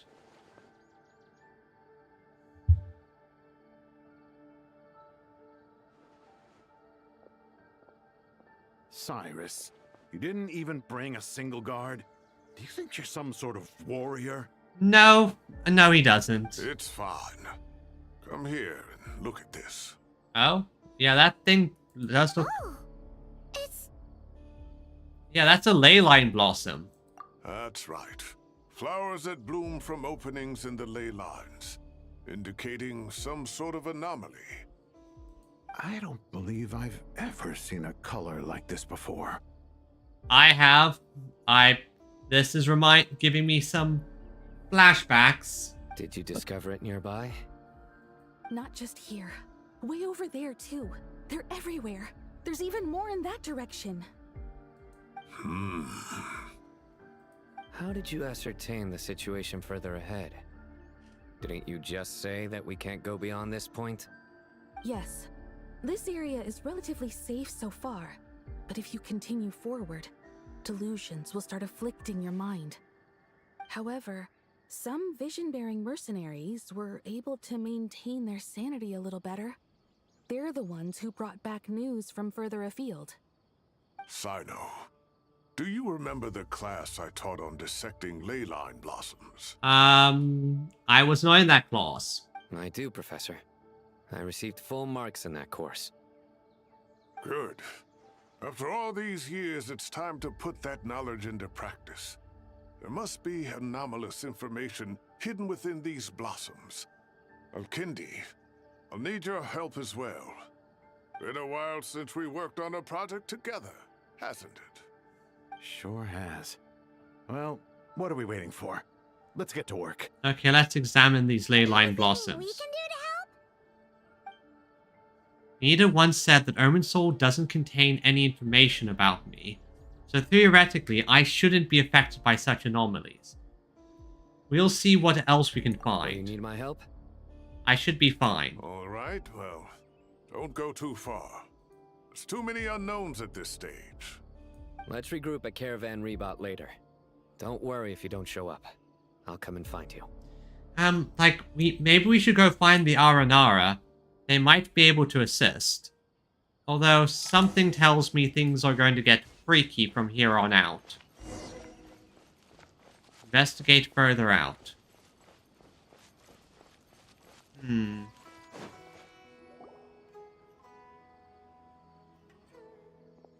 Dark clouds gather in the sky, a sure sign that a storm is approaching. Slowly but surely, strange weather is spreading. Rainforest creatures must have sensed that something is wrong, because they're beginning to flee too. We don't have much time left. Kainari said that to help the Dendra Archon regain her power, we need to heal Irminsul. But healing Irminsul requires the Dendra Archon's power. So how are we going to do it? Is there a way to solve this puzzle? I think a pep. A pep or the Aranara. The Aranara could do it. That should be the heart of Oasis. All we need to do is light it with the fire seed, and it'll restore a pep with elemental power. The damage it suffered internally will also slowly begin to heal. That's it. If I use a pep's Heart of Oasis, it would help Nahida replenish her without the need to rely on Irmin's soul. What is it? You thought of something? I know a way to save Nahida. Really? Then let's get back and tell the others! Okay, so we have to go talk to our pep. You pay a pep. I saved you. Now you have to pay it back in kind. Whew. Glad to see you've returned safe and sound. Any longer and we would have gone out looking for you. Well, this is a nice surprise. Paimon sure feels better with everyone we know here. It's great to We've see made you some all. progress, so let's start by giving you and Paimon a quick update. By dissecting the ley line's blossoms, we've been able to deduce that although Irmin's soul is experiencing an anomaly, it has not completely rejected access from the outside. Okay, good. That means we can interface and do stuff. The Dendro Archon has the power to connect to Irmin's soul, but there's also another way. I assume you recall the devices everyone was wearing when you first arrived in Sumeru? Oh, right. The Akasha terminal. Devices? Oh, wait. You mean... The Akasha terminals? Yeah, those things. That's right. Of course! It's been so long, Paimon almost forgot all about the Akasha. Wasn't it shut down, though? Yes, but although the system isn't currently operational, the technological infrastructure is all still there. And it turns out that a certain someone gets so bored at work that he's actually read through every single one of the instruction manuals. Yep, that's the scribe for you. The guy really just tries to do the bare minimum of his job. Oh, still, good job. No prizes for guessing who that was. If praising others is that embarrassing for you, you can simply spare yourself the ordeal. As much as it pains me to say anything nice about him, there's no denying his intelligence. He rarely forgets anything he's read. Yeah, still, that's... The Akasha is exactly what Sumeru needs at this moment. Between us, we should have all the knowledge and expertise we need to get it up and running again. And once we get it up and running, we can connect to Irmin's soul and see what the hell's going on. But if I recall correctly, doesn't the Akasha need a Gnosis to function? That's exactly right. The Akasha relies on the Gnosis as a power source, and in its absence, we'll need to find an alternative. To tackle this problem, it looks like we'll be relocating once again. Namely, to the Temple of Silence. Ring any bells? I remember that's where your people are. It's the only major institution in Sumeru dedicated to preserving the knowledge of King Deshret's civilization. You might find the answers you're looking for hiding there. I agree. There's a good chance. Master Nephis and the other sages have discussed it. As the chaos from Irminsul continues to spread, Caravan Rebot won't be a safe haven for much longer. We have to move into the desert next. The scholars and sages will head to the Temple of Silence, while the civilian population seeks refuge in Aru village. The Eremites will keep everyone safe during the journey, and Candace will be there to receive us at the village. This leaves us just one thing to worry about. Well, don't worry, I have a solution to that. The Dendro Archon. She's very weak. We can't afford to wait until Irminsul is fixed. There has to be another way to help her. Thankfully, I know of one. It is going to require us calling in a favor. Wow, luckily, the Traveler had a eureka moment while we were out investigating. Really? Yes. Wow, nice one, Traveler. Let's hear it. Tell what you... That time you and Nahida saved a They pet. are Amorta experts. Theoretically, it's feasible. From what you're saying, although elemental life and elemental energy have their differences, the Dendro Archon has explicitly stated that she can imitate the power of the former. And if that's the case, then it can do the opposite as well. In which case, as long as a Pep is willing, She should be able to convert her own power into a form that the Archon can use. The problem is that a pep is kind of extremely pissy. It wouldn't be difficult for her at all. The only problem is convincing her to help. Yeah, but I'll find a way to do that. Yeah! Even though she wasn't exactly friendly the last time we met, she didn't refuse to talk with us. When she realizes the danger that Nahida is in, surely she won't turn a blind eye to it. Well, hopefully not. I mean, hopefully she realizes that the situation of Nahida is as dangerous to her as it is to us. At least, hopefully. At least that's the idea.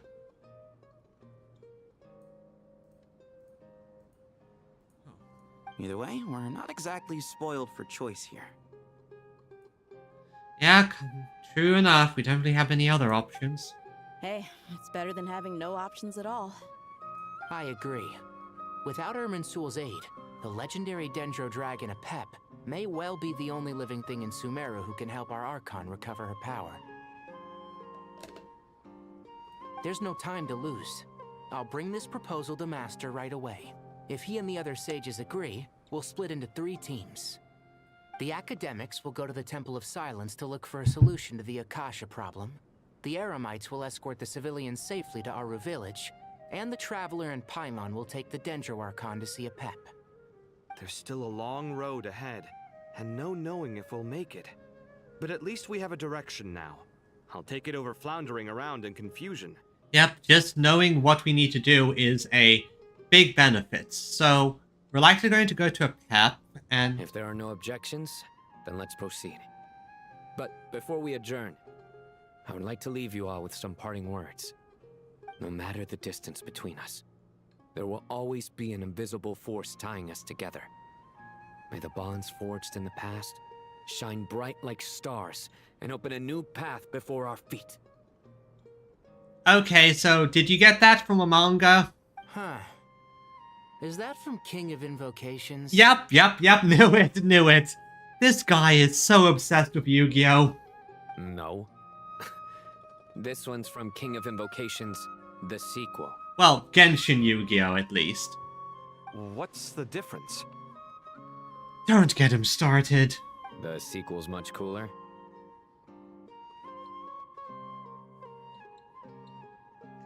Oh, Sino, never change. Couldn't agree more. Well, it was very apropos. Once this is all over, I'll give everyone a copy of King of Invocations and the sequel to show my gratitude. Come on, let's get moving. Alright, so our progress has been saved. I'm going to do another roll just to see if I get lucky. This seems like a good spot for a roll. Come on! Honestly, not surprised there. Hello, Prune. Now, let's talk to the sages. Or are they down? So, sages are... Where are the sages? Oh, they're lower. Oh, so they're over here. I guess that makes sense.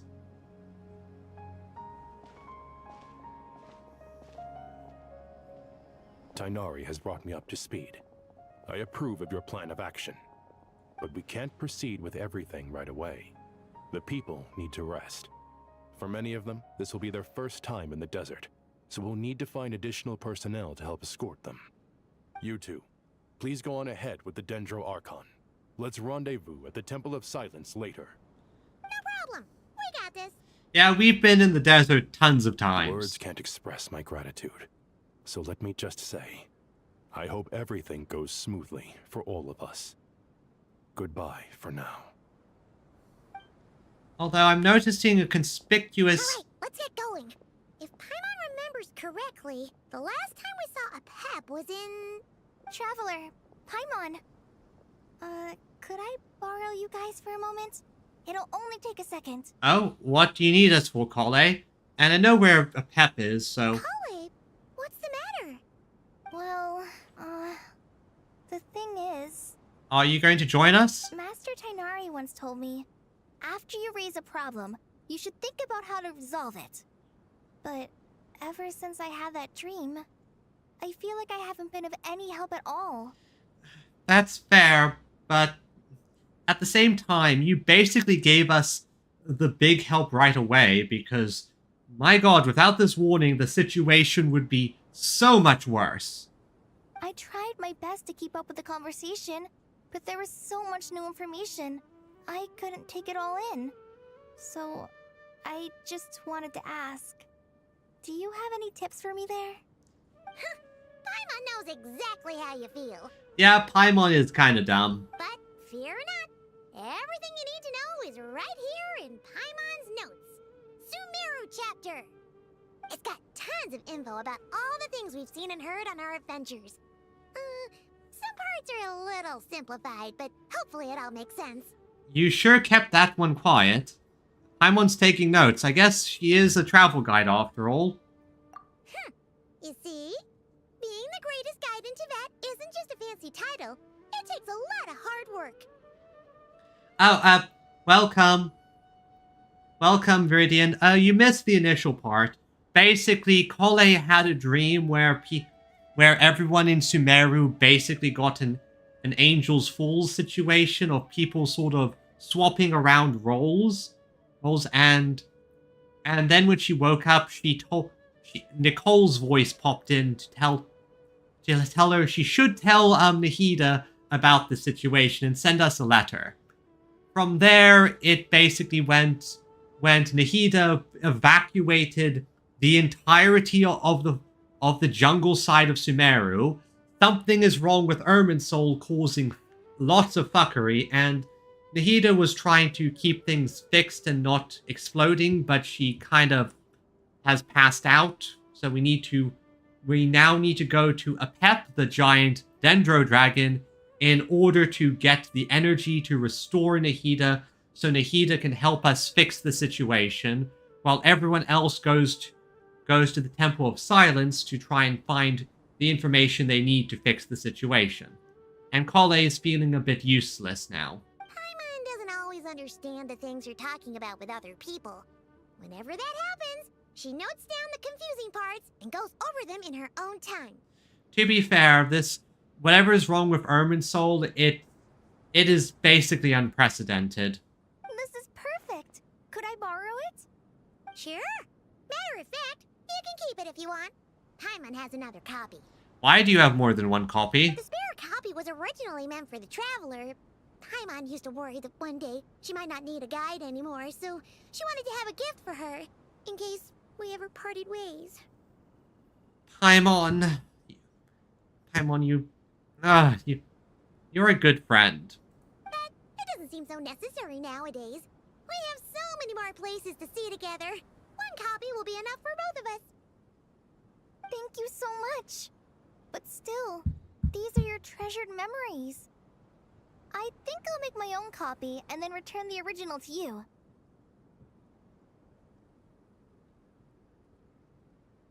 Yeah, I'm well aware of that. That's subtitle people sometimes just completely mess up here. I don't even notice it sometimes, but yeah, subtitle people need someone to parse through and do a double check. It's happened more than once. Anyway, that was all. I won't keep you any longer. Have a safe trip. See you again soon. See ya! Alright, time to bring Nahida to see Apep. Let's hope that old grouch is in a negotiating mood. Oh boy, let's hope so. Maybe we should call Fontaine and get Nicolette over here to help.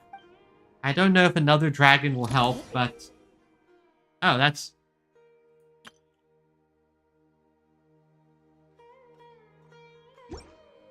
Okay, they're showing us... Actually, never mind.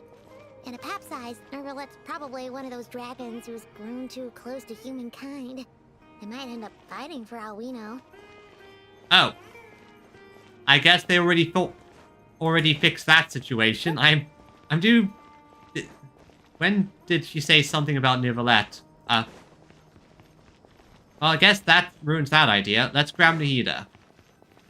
Take Nahida with you.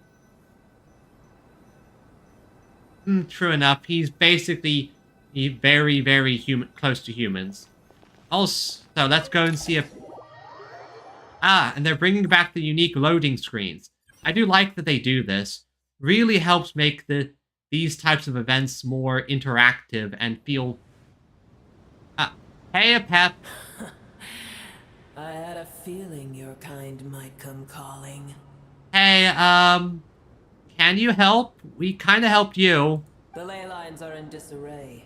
Something has gone wrong with Irminsul, yes. New guide notes. Okay, so this is...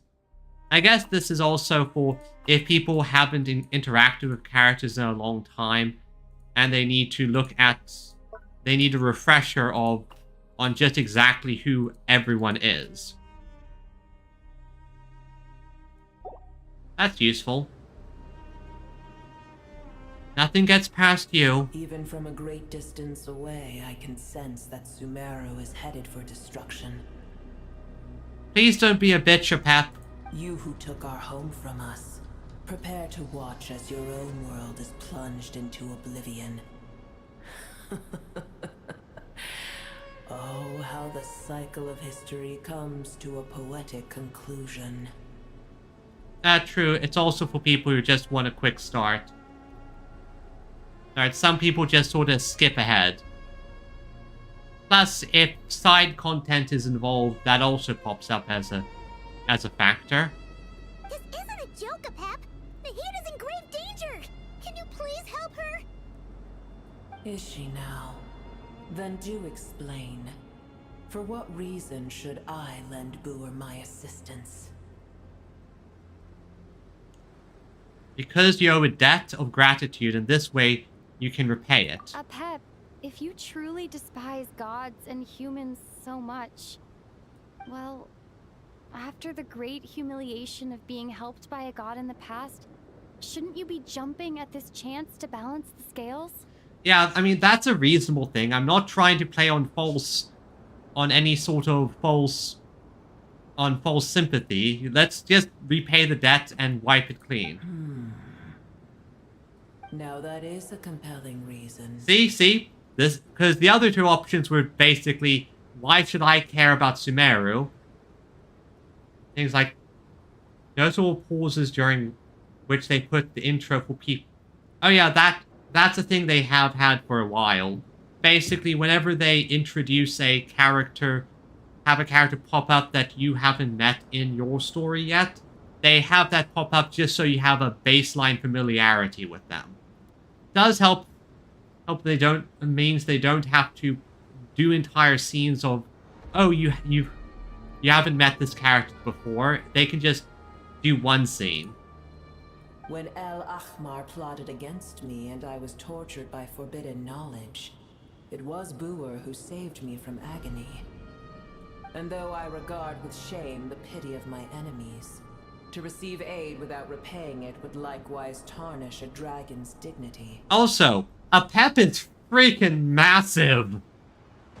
Oh, tiny Booer, puny humans. Just this once I shall deign to show you the true power of dragonkind. Thank God that worked. Whoa! It's happening again! We're gonna get sucked in!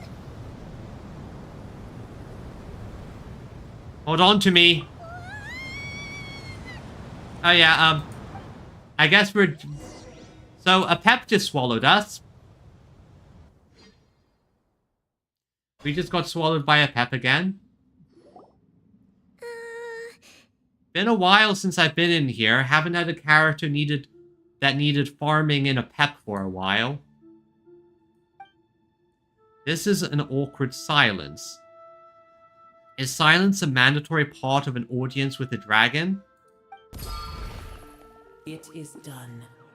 The heart of Oasis is supplying her with life force as we speak.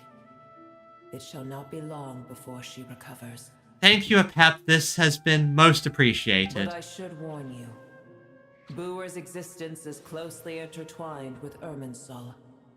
Unless the issues plaguing it are resolved, she will never completely recover her former strength. That is fine. That is fine. We're planning to fix it already, but having her here and just having her up and about will be of a great help. Plus, she can provide us extra information. Thank you. Spare me your words of gratitude. Will giving your power to Nahida affect you in any way? You may also spare me your feigned concern.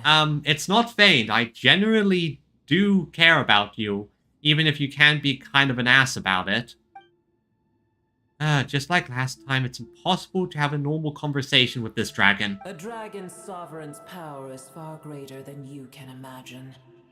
While I was indeed weakened when the heart of Oasis ran dry, providing Tiny Booer with a morsel of my life force shall have little consequence for me. Oh, good to hear. Elemental beings. They remind us of our friends. Floating among... Just like the Peps once said, the elemental life forms who merged with her have now been reborn, but they don't have their memories. Knowledge, memories, and emotions they once had are gone. They're brand new individuals now. And yet, for some reason, they seem to be drawn to Paimon and me. Do you wonder if different Goetic... And also really wonder what's up. Yeah, it is. The Goetic names are very interesting, and I think Ruka Devata probably had a different one. But if they share the same Goetic name, that is probably a connection to how Nahida is sort of technically a reincarnation of Ruka Devata in a complicated way, because both were born from Irminsul. Also, Nahida and Ruka Devata have the same source. Ever held in high favor, I see. Oh, well, you know. The compliment was sincere. Simply accept it. Thank you, Apep. Come to think of it, I'm curious how Apep sensed the ley line anomaly from so far away, and immediately guessed that something was wrong with Irminsul. Could she know something that we don't? Apep, do you know anything about Irminsul? I did once. Once? That tree was not planted by the heavenly principles. Irminsul existed before they ever arrived in Tevat. That's an interesting thing to say. Be a reincarnation story. Yeah. Sumeru was weird. I can't remember. Where are you up to again, Viridian? Where are you up to in the story at this point? What? So, Irminsul's a lot older. There was a time when it belonged to Tevat, to dragonkind. Yeah, Sumeru is one of my favorite regions. It had a fantastic story. Yeah, when you get to the part in Sumeru City, and you will know the part that I'm talking about, you're going to enjoy it. It was quite the mindfuck. Its appearance and function then differed greatly from today. The ley lines flowed with an abundance of a familiar, primitive form of elemental energy. You may know it as the power of the Light Realm. The heavenly principles usurped and refashioned Irminsul, made it serve humanity, and used it to anchor the fate of the world. Yet in the end, humanity has failed to protect it. That's actually an interesting factor, though. Because one thing we learned during one of the Mondstadt events not too long ago is that the abyssal power is often born from possibilities that don't exist. Essentially the hatred and anger of an alternate universe that wasn't the one chosen. In a way, Irminsul anchoring the fate of the world is acting as an abyssal suppressant. It keeps things on one timeline and prevents cases where timelines split, branch off, and then die. Heavenly principles, God of gods.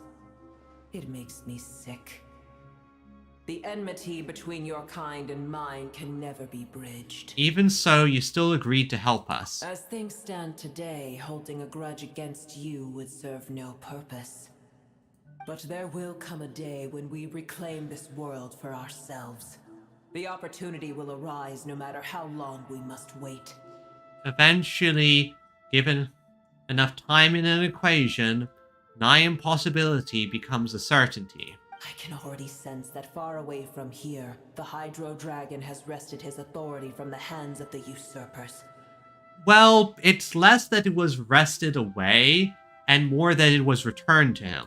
Though we have yet to meet, I know that we are both preparing for our revenge day and night. Should we mention it? Given the Abyss and how its poison is logical for is likely knowledge of said timelines, knowledge that is likely not useful because, well, yeah, that is one way you can logic it out. We do know that something about forbidden knowledge is a mimetic hazard. I think the Abyss, by its very nature, is also sort of like that, but it's entirely possible that is a possibility and something that could be involved. Oh, I know, you're going to enjoy the future parts. It's probably best we don't tell Apep that we're on such good terms with the Hydro Dragon. Ah, that does not sound good. I hear a great disturbance out there. Huh? What is it? Sandstorms come. The Jinn. I see. Jinn? Wait, I know the Jinn. What happened? Another calamity approaches. You both seem restless. Let us part ways here. Boer is safe with me. Once she has recovered, I shall return her to your side. Thanks, Apep. Like, you can be a bit of a haughty jerk, but at the very least, you're honorable. Oh, thanks again. Take care, alright? I told you already I have no need of your feigned concern. It's not feigned. We just genuinely care about you. There she goes again. We've done what we came here for. Time to check what's going on out there. Huh? What's this? Nahida? You're awake! Are you okay? Cease your interrogation. Yes, she awoke for a brief moment, but she has now lost consciousness again. Take it. We shall talk more at another time. Okay, so the statue of the gods hang inverted from the heavens, but one alone is unique among them.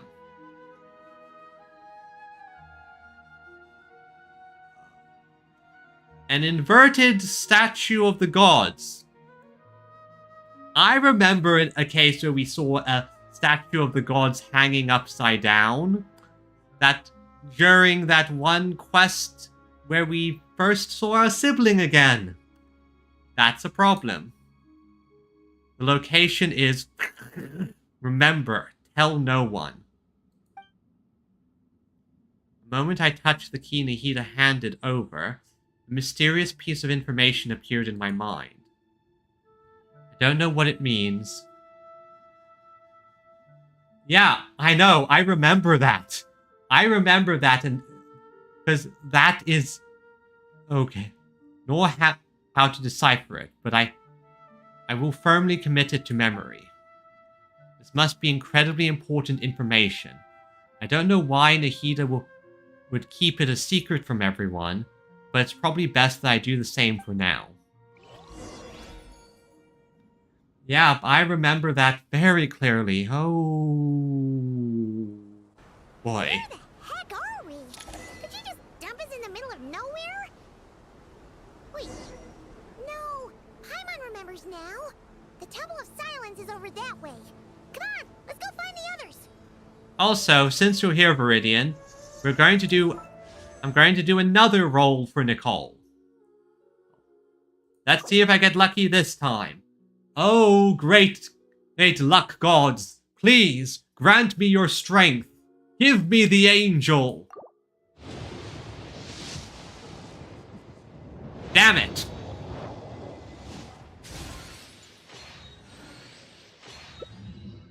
Well, yeah, that happens. I'm not too surprised there. As you can see, I swapped in one of my Sumeru teams because, well, I swapped in a team that uses a couple Sumeru units. Related things about cities below the crater in Leeway, for example. Also, yeah, exactly. Lots of inverted stuff in... Huh? Is the Temple of... What's going on there?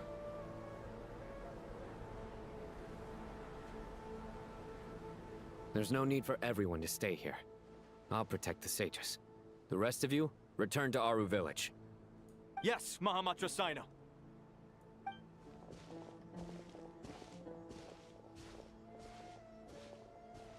Sino! What's going on? You're back. How is the Dendro Archon? She's recovering with a pep. Yeah, she's still with a pep, but she's recovering. What a relief. What's with these sandstorms? Because it's the Jinn. Countless Jinn have stirred up violent sandstorms across the desert, blocking our path to the Temple of Silence. Yeah, Jinn. Familiars of the goddess of flowers. Tainari and Kale have returned to Aru village to help. The Jinn are being highly aggressive, so both the village and the merchant caravans require protection. It's just one thing after another. Where did all of them come from anyway? In all my trips to the desert, I've never seen anything like this before. I do know one Jinn, and she was very racist, but strange. Is strange. As I see it, the only possible candidate is Gurabad. Gurabad. Baladuri could explain in more detail if he were here. All I know is a rumor I've heard about from previous trips to the desert. Supposedly, a great number of dormant Jinn lie sealed beneath that city. Jinn from Gurabad, yeah, I remember this.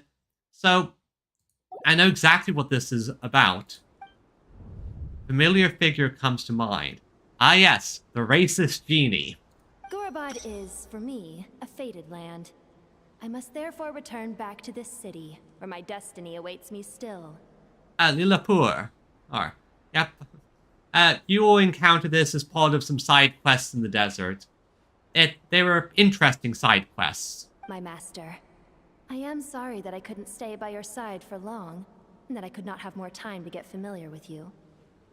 Lilliput. Wait. How and I should take a trip to Gurabad. Yeah. We once said goodbye to a friend there. Well, maybe not a friend exactly, but someone we met on the road anyway. She was a strange bottle. Yeah, Lilliput was an interesting individual to interact with. If we can find a way to wake her up, maybe she can help solve the situation in Gurabad. I do like how they're sort of bringing all this side quests we did in Sumeru back together for this. Well, be careful. You may find there's more than just the Jinn to worry about. You mean there are other dangers in Gurabad? It's a sensible assumption to make. The moment we arrived in Caravan Rebad, the Irminsul anomaly started spreading in that direction. Now we've moved to the desert, and suddenly we're plagued by Jinn and sandstorms. It feels like the anomaly is chasing us and trying to deal with us before we can stop it. To call it a coincidence would be a stretch.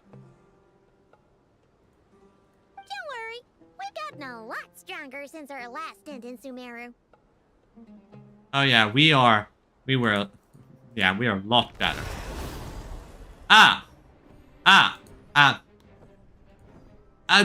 Did you really have to immediately try to prove us wrong? When did they show up?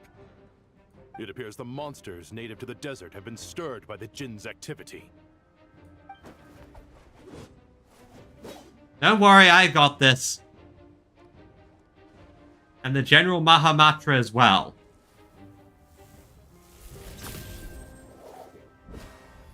Although I have yet to actually... You should get going. We'll take care of things here. Thanks, Sino. I will promise to get around to building you in the future. Be careful. You too.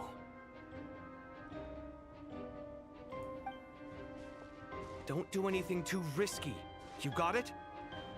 Don't worry, I got this.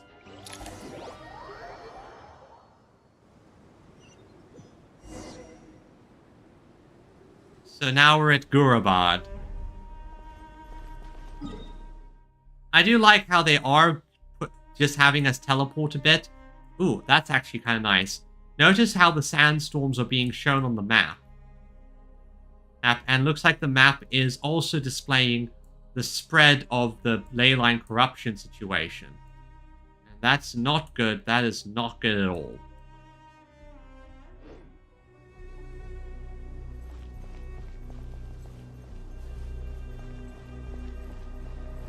Alright, so what's going on here in Gurabad? The Jinn are swarming out of Gurabad! Looks like Al-Haytham was right! Let's get inside and see what's going on!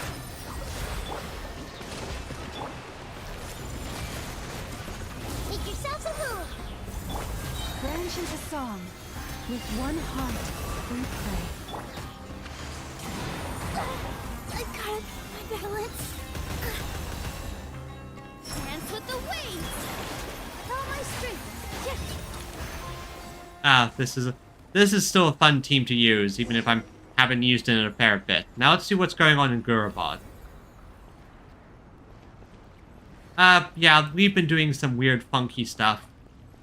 To be fair, we have access to weird magic going on, so it's entirely possible that all the... They just keep coming! Oh, one second.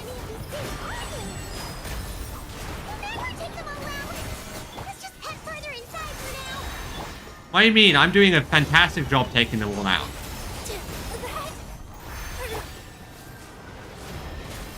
By the frost moon of old. I see everything. The Temple of Wisdom. Allow me a freshman of billowing surge. See? Took them all out easily. Now what's going on here in Gurabad? Who are they fighting? They're fighting... All units at the ready. Tui. They must be using this place as a stronghold. Are they the ones behind all this? Well, if they are, they're gonna die. This dance is for you. Now it looks like the Jinn are fighting the Fatui. Yeah, the Jinn and the Fatui are fighting. Fighting Jinn with one hand and Fatui with the other?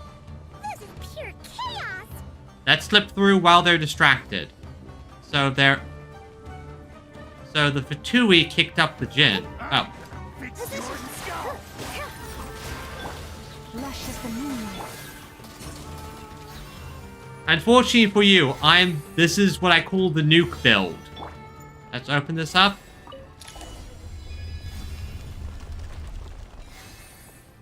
Now what's further on?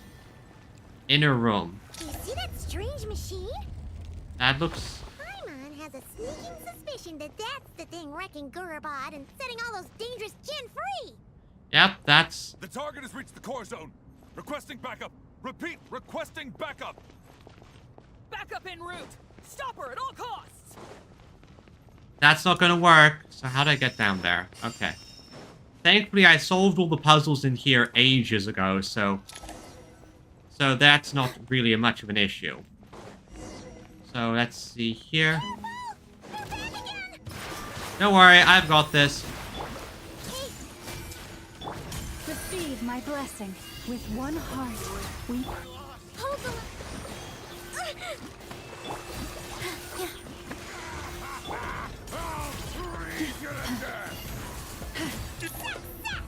Nice one, traveler. Thank you. It's been a while since I had a team like this utilized, so let's Oh, that's cute. You're going to need a lot more men. Dance with the waves. I see everything. Share my knowledge. Lush is the moonlight. Trust and rebuild. All eyes on me.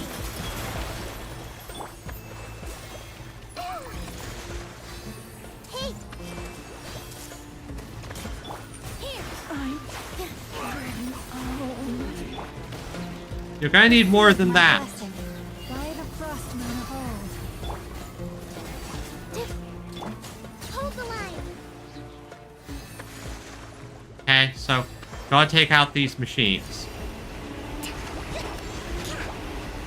That's another one taken out. Yeah, I don't care about you. This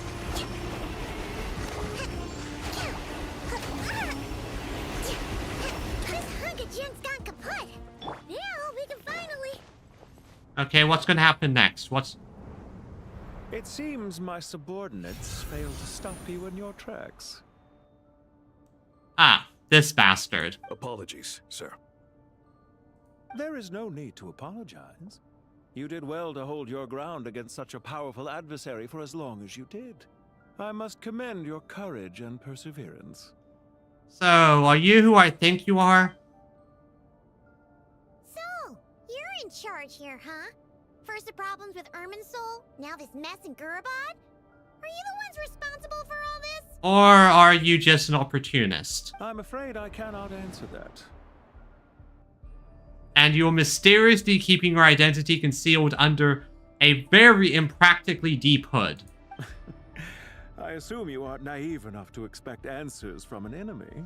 Yeah, but usually they, at the very least, introduce themselves. And I can't help but notice that while you seem to be working with the Fatui, you're also wearing a fair bit of Hunrian symbolism. Oh, this guy is so snooty! However you want to spin it, you're clearly involved in this somehow. So you can either start talking, or we'll have to make you talk. Let's get him! Traveler, what's wrong? Something seems unusual about him. Is he trying to provoke us? This feels like a trap. Judging by the tents and supplies, there must be many more Fatui stationed here than the few we saw on the way in. So where are the rest? You're remarkably calm. Some would act more rashly upon finding the ringleader all alone. But you keep your cool. Even as your enemy, I must applaud you. Did you show yourself just to say that? Also, fun fact, apparently there is an in-universe reason as to why the Traveler didn't speak so much during the first few years of the game, and why Paimon does most of the talking. Simply put, apparently Traveler just wasn't too good with the Teyvat language. Paimon apparently taught Traveler how to speak whatever the Teyvat language is, but he wasn't the best at it for the first couple years. Is this you trying to take back control of the conversation? Unfortunately, I really don't have anything to say to you. I am here merely to indulge my own curiosity. Your names are well known among the Fatui. Naturally, I wanted to observe you up close while I had the chance. Hey! Don't treat us like we're some kind of exotic animals in a zoo! Oh, I wouldn't dream of it. You seem rather predisposed to misunderstand me. Well, to be fair, you're being a mysterious jerk. I'm quite aware that you are both heroes of great renown. You have resolved crises in many nations and won countless allies along the way. True enough, there's not a small amount of text-only stuff as well. Agreed. I've been following your adventures with great admiration. My only regret is that the trajectory of your journey conflicts with our goals. What do you mean, admiration? Sorry, but that sounds pretty weird coming from you. I don't see why. We may happen to occupy opposing sides, but there is no cause for deep-seated enmity between us. To respect one's enemy is to respect oneself. Well, now that you're observing us up close, what do you see? Yeah, what do you see, mysterious Fatui man? I've observed as keenly as I can. Yet, while I endeavor to understand, your true strength remains a mystery to me. Violence is not my area of expertise either, so, you see, I would much rather converse with you like this than determine a victor with the edge of a blade. But you're still a Fatui member, and I think he's one of the Harbingers and one of the higher ranking ones, so he's very much I don't like violence, but at the same time, I can do violence very good. Besides, I've heard that even 3 moons in the sky fail to eclipse your brilliance. I know better than to bite off more than I can chew. 3 moons? So he knows about the Dottore situation. So, you have a connection with the Harbinger, the Doctor. Yep, the Dottore. Well deduced. Our commander Dottore died in Nodcry, but there are things that do not end with his departure. We must... Look at me. I almost divulged more than I should have. So you're connected to Dottore as well. What are you after? Revenge for Dottore? Or are you plotting something else? Probably plotting something else. They don't really do revenge. I've said quite enough, I believe. There's no point in continuing this conversation, except to say, I've noticed that you seem to know your way around here quite well. A repeated visitor to Gurabad, are we? Yeah, I've been to Gurabad a few times. I'll take that as a yes. Then I'm sure you'll have heard the story of this place. The mother of the Jinn, Lilupar, and the tragic tale of her vengeance that spanned 3 generations. It was right here that Lilupar once helped the wise to ascend to the throne. But from that moment on, every king who sat upon it was corrupted by power. These degenerate rulers lost control over their nation, and with it, the right to occupy that exalted seat. What are you trying to say? Yeah, and Lilupar is kind of a friend. I once admired you for your adventures. That is the earnest truth. But it appears to me that your journey serves ultimately to uphold the rules of this world. And there's the situation. The Vatui's main goal is the opposite. They want to tear down the rules. Are these rules truly just? Does the heavenly principles rule with wisdom or folly? And how can we be sure that the 7 who wield authority over the world will not be corrupted? Have you met them? They're goobers. Like, they are... If they're not already very good people, they are just kind of weirdos. Plus, of the 7 you kind of mentioned, Venti just wants to spend his time being free as a bard and drinking.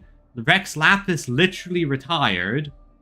A, admittedly, was a bit of a tyrant and is a bit of a hikikomori, but she's gotten better and improved. Nahida is Nahida.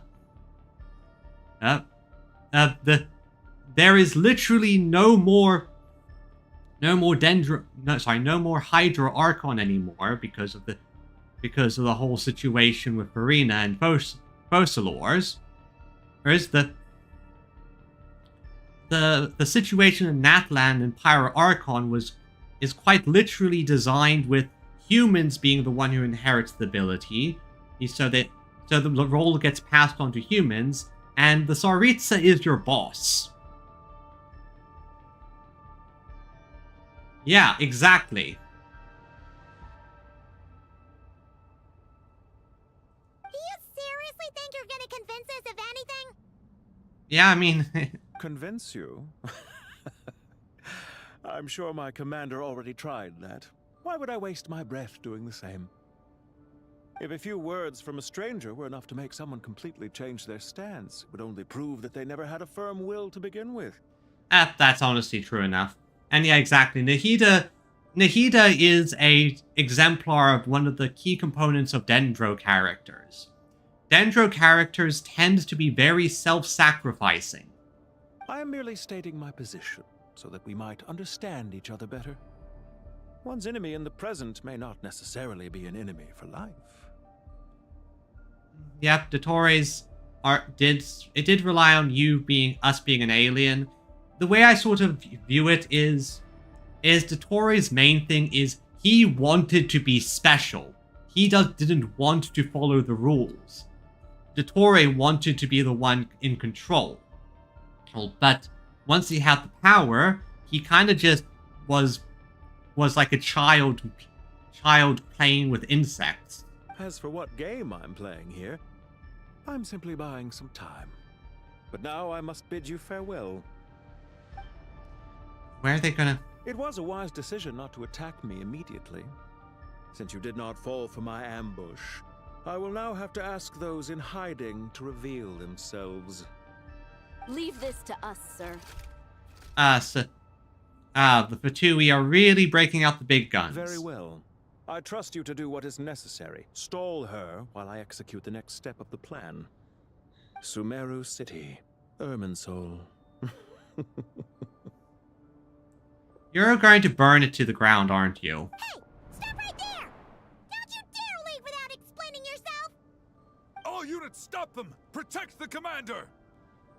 Yeah, I'll also give the Dottore some credit in that he did hit... Oh, yeah, he did hit some nerves.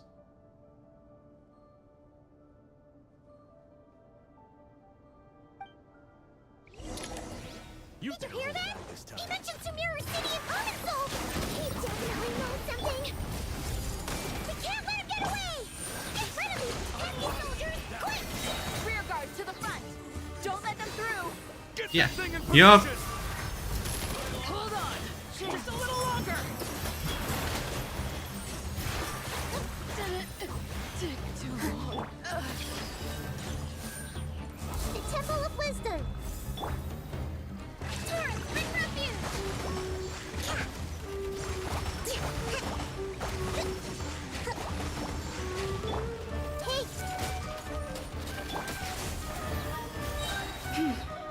With one heart, we pray.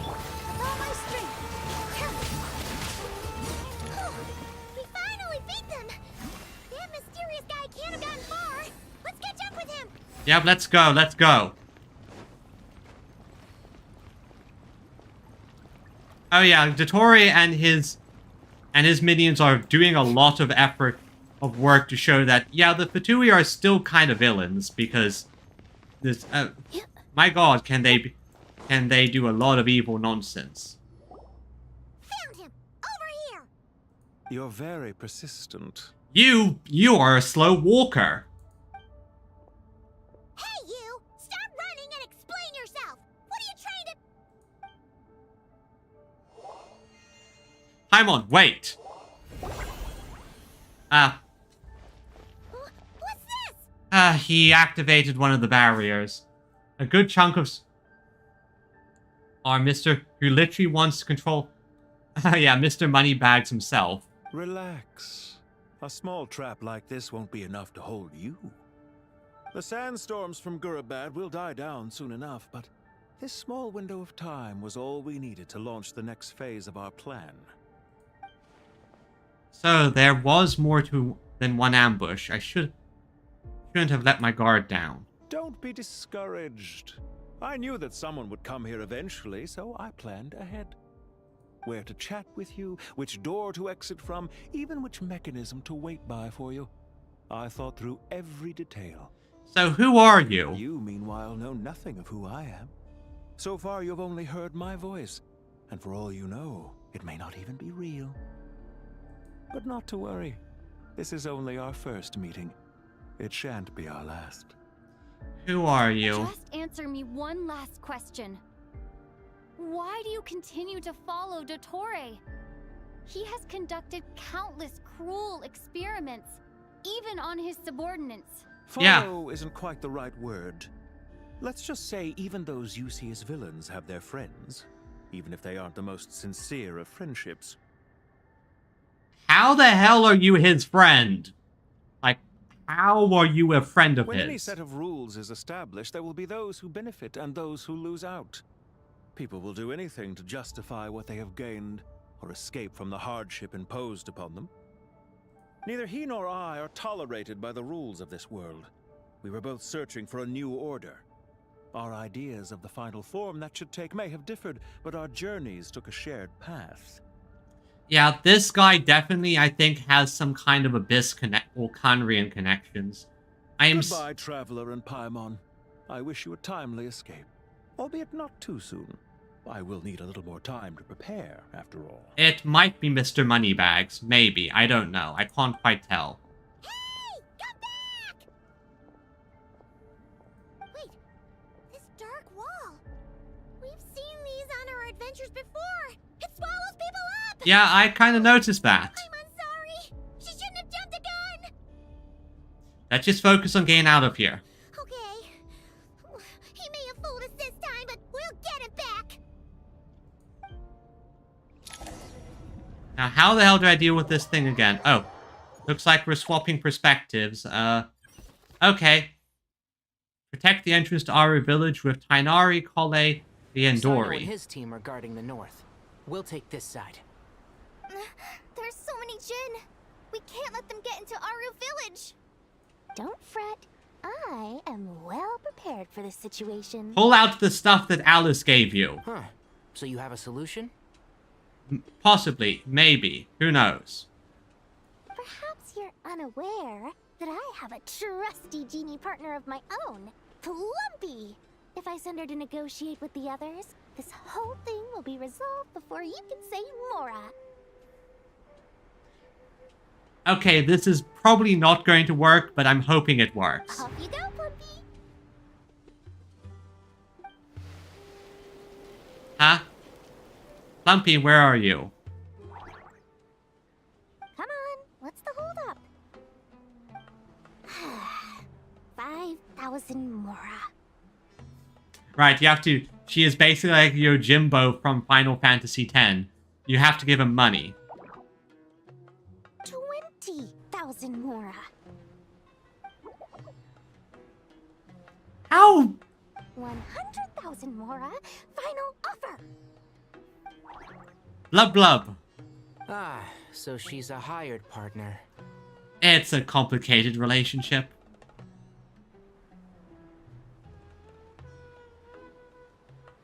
Hired partners are reliable too.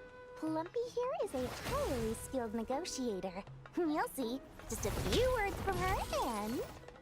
And the other Jin just beat her up. You're not getting paid this time, Plumpy. Plumpy! Don't you Jin have any respect for the rules? This was supposed to be a negotiation! How dare you treat my messenger like this? You wanna play rough? You can play at that game! Oh, they just pissed off Dori. That's unfortunate for them. And now Dori got her ass kicked.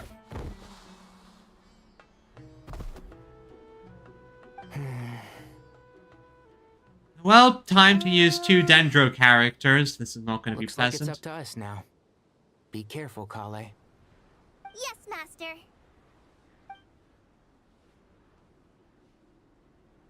So I have 2 Dendro...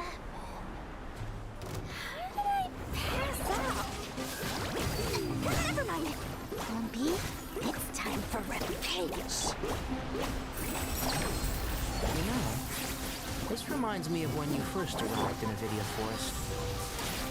You were trying to help a child retrieve a lost toy when you stumbled upon Spino Crocodile territory by mistake. Yeah, I remember. Our first time fighting side by side. Fighting side by side? I seem to recall swooping in to rescue you with a team of forest rangers. I don't really use these characters. Well, I don't really use Tainari, at least. Keep up. Or Dori. Let's nip that in the bud.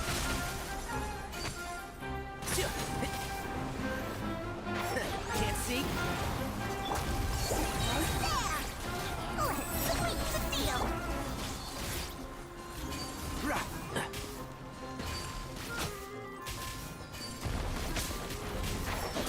Okay, I think I'm figuring out.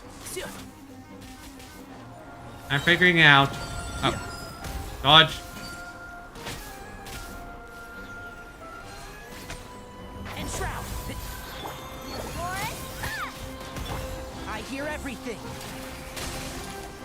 I figured it out. Okay, good. There's too many of them!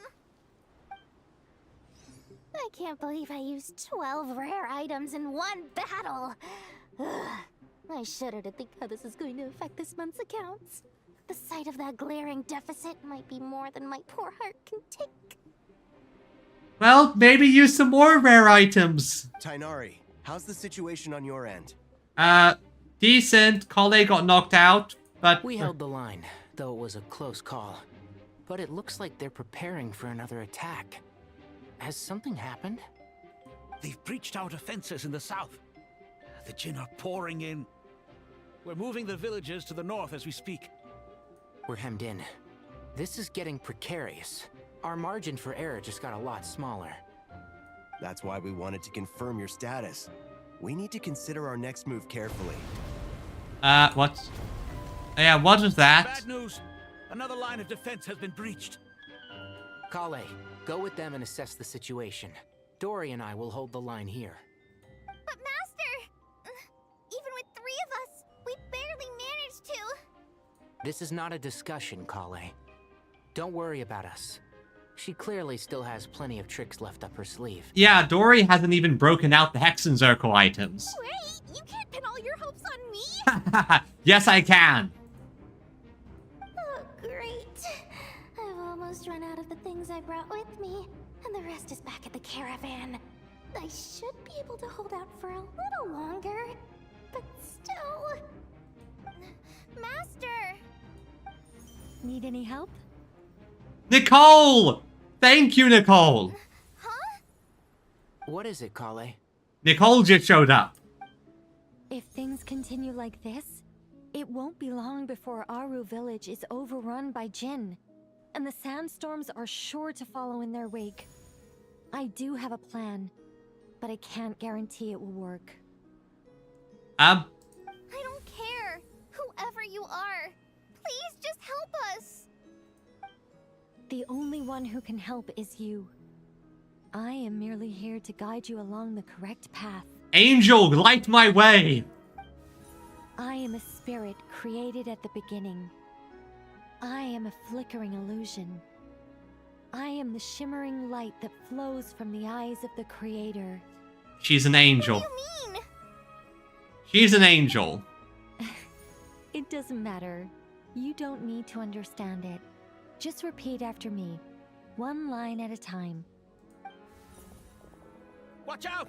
Jinn incoming! Kale, unlock your hidden potential. I am a spirit created at the beginning. Here goes nothing. I am a spirit created at the beginning. Oh? Huh? Kale's gone in. I am a flickering illusion. I am a flickering illusion. Please tell me that this means Kale will get an upgraded form at some point. That would be awesome. Blub? What's wrong, Plumpy? I've never seen you so agitated before. But how do you... Thank you, Locust Garden. Do you know what Kale is reciting? Possibly get into the Hexen Club, but... I am the shimmering light that flows from the eyes of the Creator.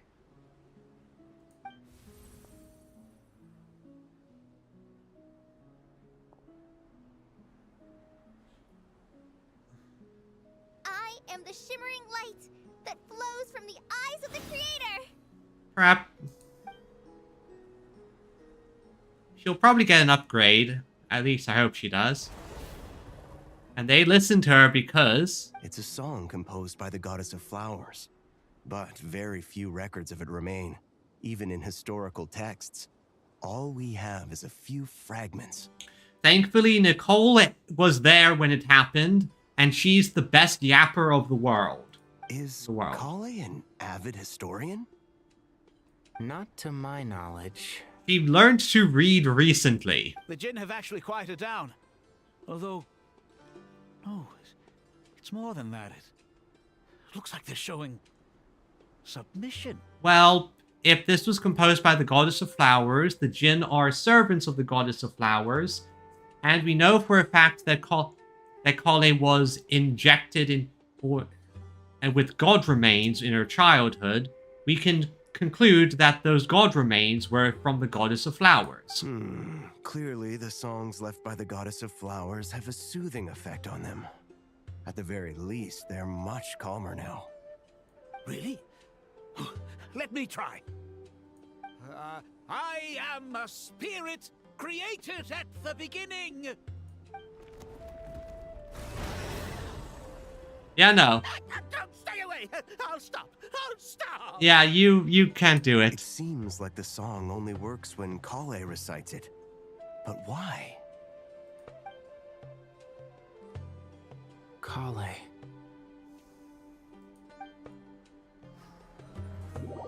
Okay, so Kale can help, and that's probably something that's going to take the Fatui off guard because there's no way they could have factored that into their plans. Any luck? Way out of here is by brute force, but too much force and the entire ruin might collapse. Maybe there's a way to... When I heard that loud rumbling in the distance, I thought the shifting sands had bust open the gates to some ancient treasure vault. Turns out it was just you guys. Jet! Huh? Wait, that sounds like... Yes! It's been a long while. Did you miss me? Jet! One of my favorite NPCs, and that's what she sounds like. Oh. This Jet here is high up on the... MiHoYo, just make her playable already, cat. You really, just turn her into a playable character. And Ben! Jet! Ben! Let's save the catching up for later. First, I gotta get you guys out of there. Yep, that'll help. This should be the right mechanism. Ben, can you handle it?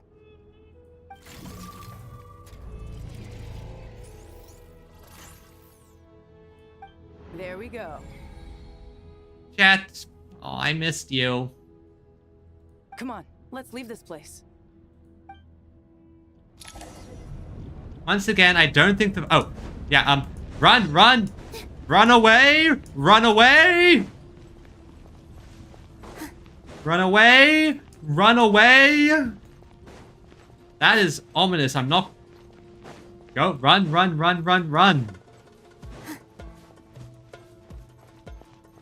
That is quite the effect. I'm very happy to see Jet again. And unfortunately, I'm very happy to see her again because her storyline is one of the fan favorite for a reason. I'm not going to spoil all the details, but it's a fan favorite.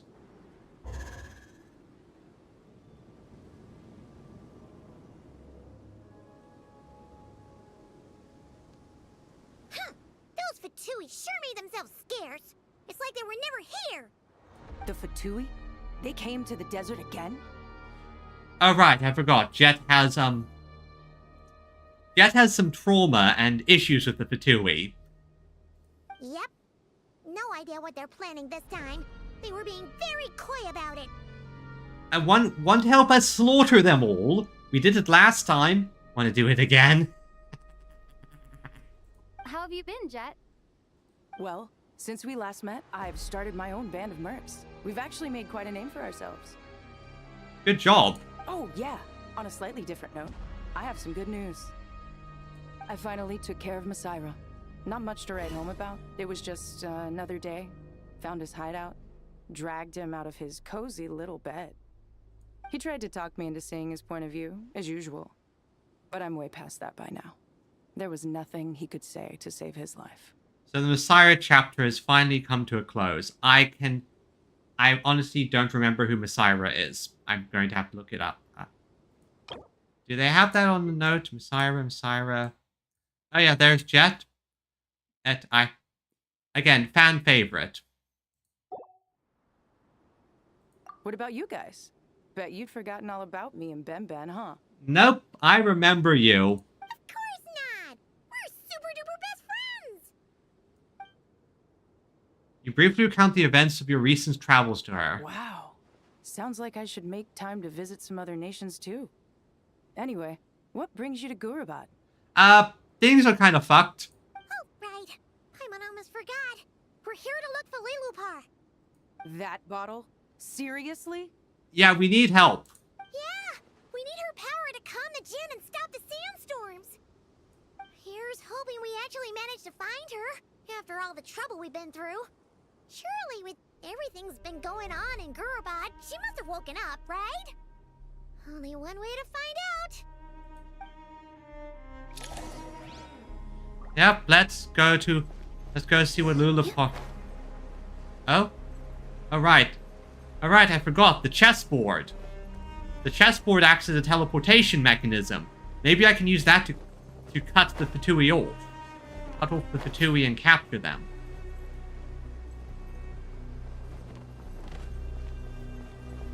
Trigger the chess piece. I completely forgot about that.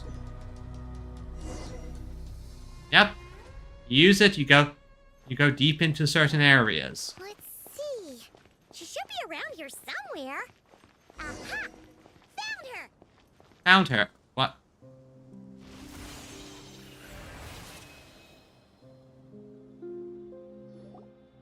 Lilupar! Hello, friend. What a long dream that was. It's been a while, my master. Hey, Lilupar, how you doing? Oh, and you're here too, little wildcat. The four of us back together again. Imagine that. I hope this wasn't a rude awakening. In truth, it was at first. I was none too pleased when those miscreants barged in. But it did give me the chance to reunite with you, dear master, so I shall overlook their folly.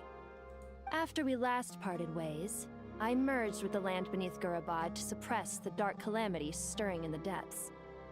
It rekindled the flame of vengeance within the Jinn, depriving Gurabad of any hope of peace. I fought against it for a long, long time, until one day, I sensed a change in a foreign land to the west.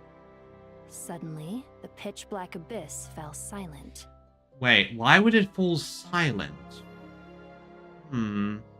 That's curious. Yeah. Oh, could that... Oh, so to the west. Oh.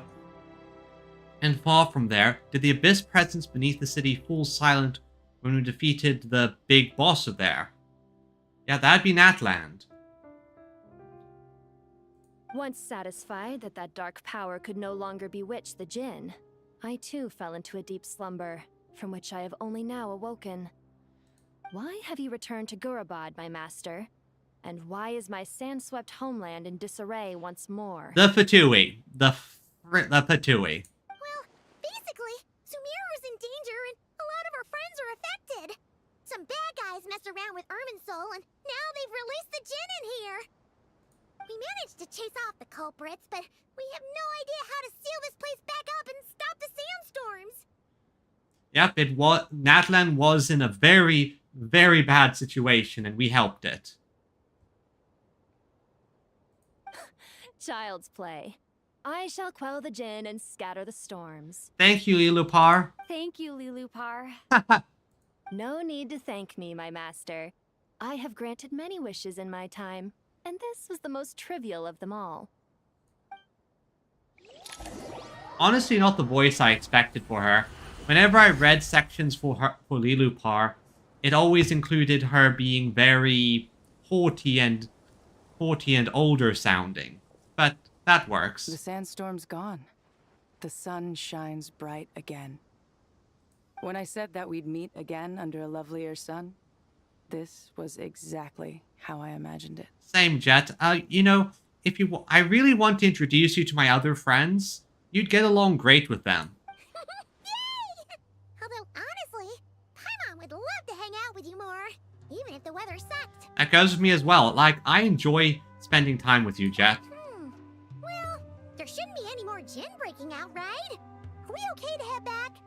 Yeah, let's head to the Temple of Silence. Sounds good. You can introduce us to your other friends. Fantastic. That means you can pop up more often. Another adventure begins. Lovely. Hey, we got more allies, and I don't think the Fatui could have expected this. The storms have stopped. We should be able to get to the Temple of Silence without any problems now. Yep, the Time to regroup. Temple of Silence.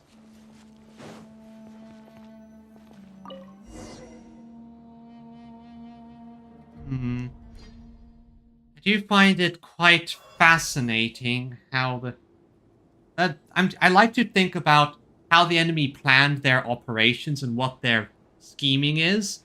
And I like to think that us knowing Lilupar and being able to contact her and Jet popping up and whatever's going on with Kole, I hope that's... And also the stuff with a Pep. I hope that's stuff that the... So, this is the Temple of Silence. I've heard the Nagarjanites mention it in passing, but I never imagined it would be this big. It's colossal. Yep. It is pretty big. As I was saying, I like to imagine that us getting the help of a Pep, and us being friends with Lilupar, and Jet just showing up to help us, all three things are stuff that I hope the Fatui didn't expect or see coming. Also, Kole's ability and seeming connection with the Goddess of Flowers. I thought the temple moved to the rainforest ages ago.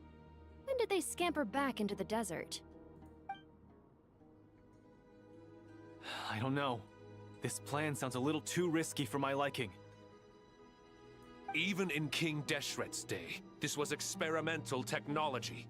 We have no idea what could happen if we activate it. Well, unless you know of another viable alternative for the Akasha terminal, I'm afraid this is our only option. When you have absolutely no other option, you kind of have to go for the crazy ones. The plan is sound, and the risks are manageable. However, if we are to proceed, we must act quickly. I do like the idea of the fact that this guy's just wearing a robot mask. The scale of this project is enormous.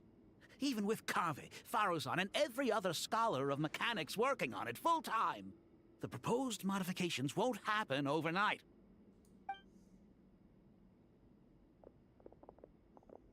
You're back. Everything all right? Yeah, we fixed the situation. Hello, these are our other friends. And who are they? This is our... Friends of yours? Yep, this is our friend Jet, this is our friend Kave, and I'll hate them. Pretty much everyone in the Temple of Silence is.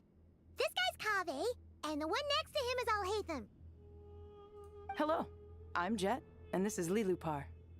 Oh, a famous name from the history books. Pleased to meet you. A friend of a friend is a friend of mine, as they say.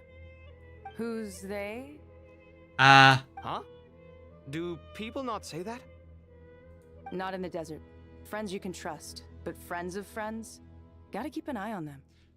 Again, that's fair enough. The desert is a very harsh place. Still, I do trust the Traveler's judgment. I'm sure you're good people. The sandstorms have calmed down. I take it the Gurubad problem is resolved?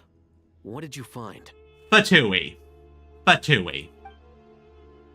I found a lot of Fatui. And after getting all smarmy with us, he trapped us there. Luckily, Jet used the mechanism outside to free us, and then we got Lilupar to put a stop to the chaos. Wow. Thanks for being there to help them. So, this mystery man openly admitted that he was merely a Harbinger subordinate. That's... Yeah? Is there something weird about that? It's misdirection. Yeah, he is totally misdirecting us there. Now to mention, it is a little strange. He was coy with a lot of information, but he let that slip. I assume you aren't naive enough to expect answers from an enemy. Well deduced. Our commander, Dottore, died in Nodcry. Yeah, he was unwilling to answer questions, but then he just admitted to being Dottore's subordinate. Are you wondering about his true identity? Or do you think there's a big conspiracy behind all this? I think he lied. I wouldn't go as far as to call it a conspiracy. Just the simple fact that having someone to shift the blame on tends to prove useful should trouble come knocking later. The most important thing for now is to solve the immediate problem. Perhaps that man knew you wouldn't have the resources to investigate his background and so didn't put much effort into disguising himself. This is all getting a little cryptic for me. I'll let you guys talk while I take a walk with Lee Lupar. See ya, Jet. Jet? Aren't you with the Blazing Beasts? What a coincidence. Didn't expect to run into you here. We're mercs. You can run into us anywhere. Who's this with you? So, did you find the solution you were looking for in the Temple of Silence? Also, good to see that Dia and Jet know each other. You bet we did. This place is incredible. It has everything. You tell me. They have a lot of interesting information. So far, we've discussed a plan and verified its feasibility. Building a new system from scratch is out of the question. So our only option is to modify the Akasha using certain resources we hope to find in the mausoleum of King Deshret. I was in there. I did a lot of exploring in there. Modify how? According to certain sources in the Temple of Silence, there is a core device in King Deshret's mausoleum known as Aru. Little is known about this device in academic circles, which suggests it was hidden quite effectively. Aru, let's see. Oh yeah. Yeah, I remember the... If these sources prove correct, the energy contained within Aru may be sufficient to power our Akasha renovation plan. However, this raises difficult questions regarding technological integration. The sages are still debating it. Yeah, but I'm sure they'll reach a compromise once they've argued it out. The people of the rainforest are always cautious when it comes to desert technology. But times of crisis like this leave us with little choice. And to be fair, we're basically taking technology that we do not understand and rigging it up to another technology we barely understand in order to make something that might help us stop something that we most certainly don't understand. And so, yeah. Lots of issues there. Wait, Paimon has a question. Is this the same Aru we've heard of before? It's sealed off, right? Some sort of prison where the Goat King, Ibis King, and Crocodile King are locked up. Well remembered. Yes, that's exactly right. Okay, so we actually know something that might help here. According to our records, Aru was the most brilliant creation King Deshret ever conceived of. Built by divine and mortal artisans working together. It was a miraculous accomplishment, and it lies hidden deep within the king's mausoleum to this day. That being said, what Aru actually does and why it was built, those are deep secrets we are not privy to. We might be able to help with this. Until recently, I wouldn't have been optimistic that the place even exists. The only reason I'm inclined to believe it now is because we heard it from the Ibis King Thoth himself at his temple. The tale of how the 3 retainers of Al-Akhmar were imprisoned in Aru. Paimon totally gets that. When Paimon first heard about it, she thought it sounded pretty unbelievable too. Do you guys still remember that? The Ibis King told us they were trapped in Aru and that they had to answer 3 questions to get out. I think I remember. What causes our rise and fall? What obliterates love and hate? And what determines truth and falsehood? Those were the 3 questions, right? Yep, they were. Yeah. If only Nefer were here. She's dealt with the Ibis King before, so she might know more. Oh, Nefer's a friend we met in Nagcry. You might have heard of her. She was at the academia for a time. Nagcry. Funny. She showed up here earlier. Oh, really? Huh? Yeah. Had another lady with her too. Both said they knew you. They contacted the sages, claiming they might be able to offer some assistance. Really? They came here to help out? Yes, really. It was just before you got back. One of them said she's made Nagcry her home. If she's the person you were talking about, then... Looks like betting on Aru was the right choice. Yeah, looks like... I do like how this entire situation, this entire quest line, is sort of bringing together elements that we've already done in other side quests. As it allows us to more easily flow into things and get to the action. Plus, it also is a nice callback. See? They're right over there. Nicole! Well, that means once we get the opportunity, we're doing another role. Why, hello! We're here to help.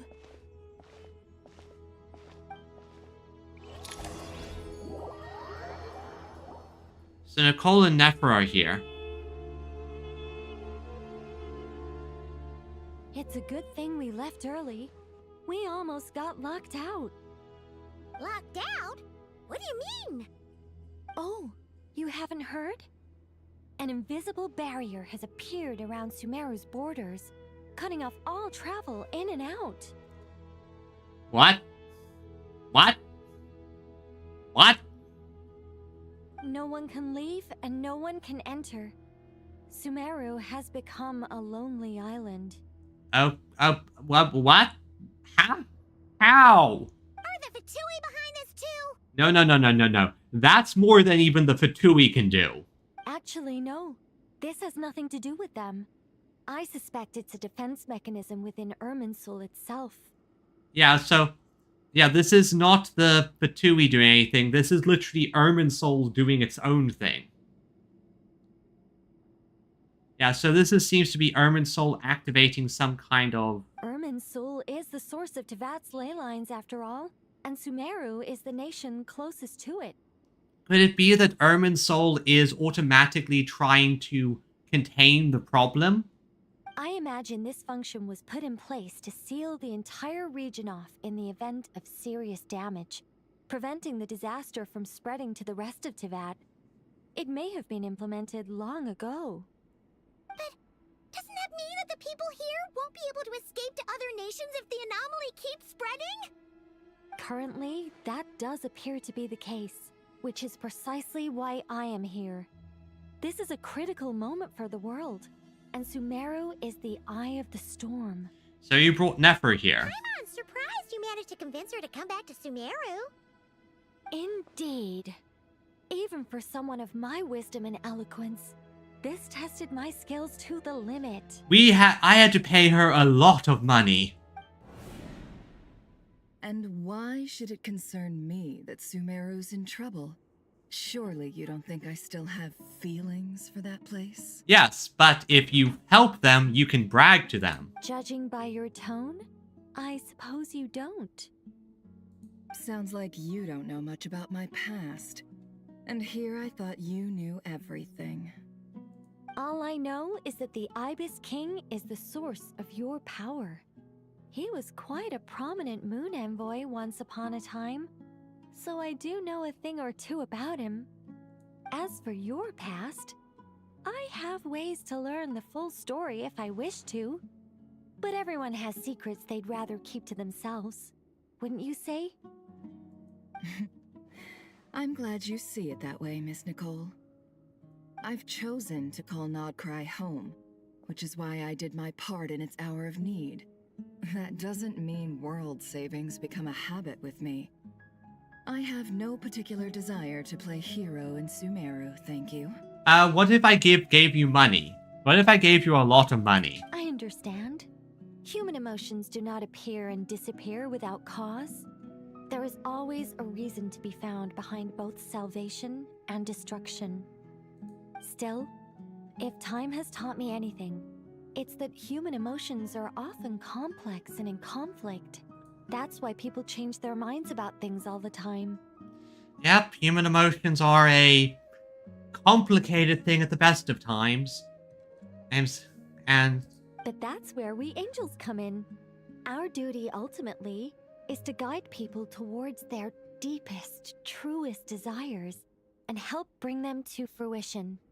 And your deepest desire is to be able to look at the academia and just smile smugly as you save their asses. So I wish to hear about your past. Because I do not believe you are motivated by hatred alone.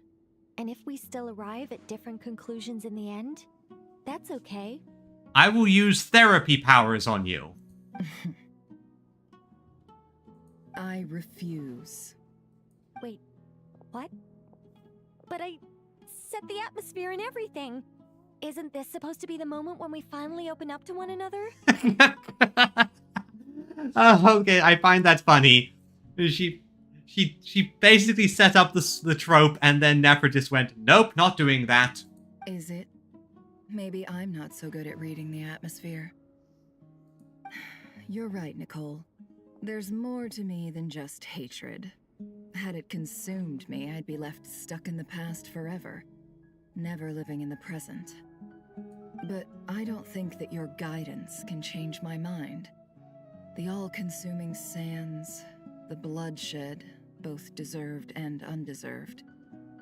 Those old emotions cling to me like a shadow. Do you wish to shake them off?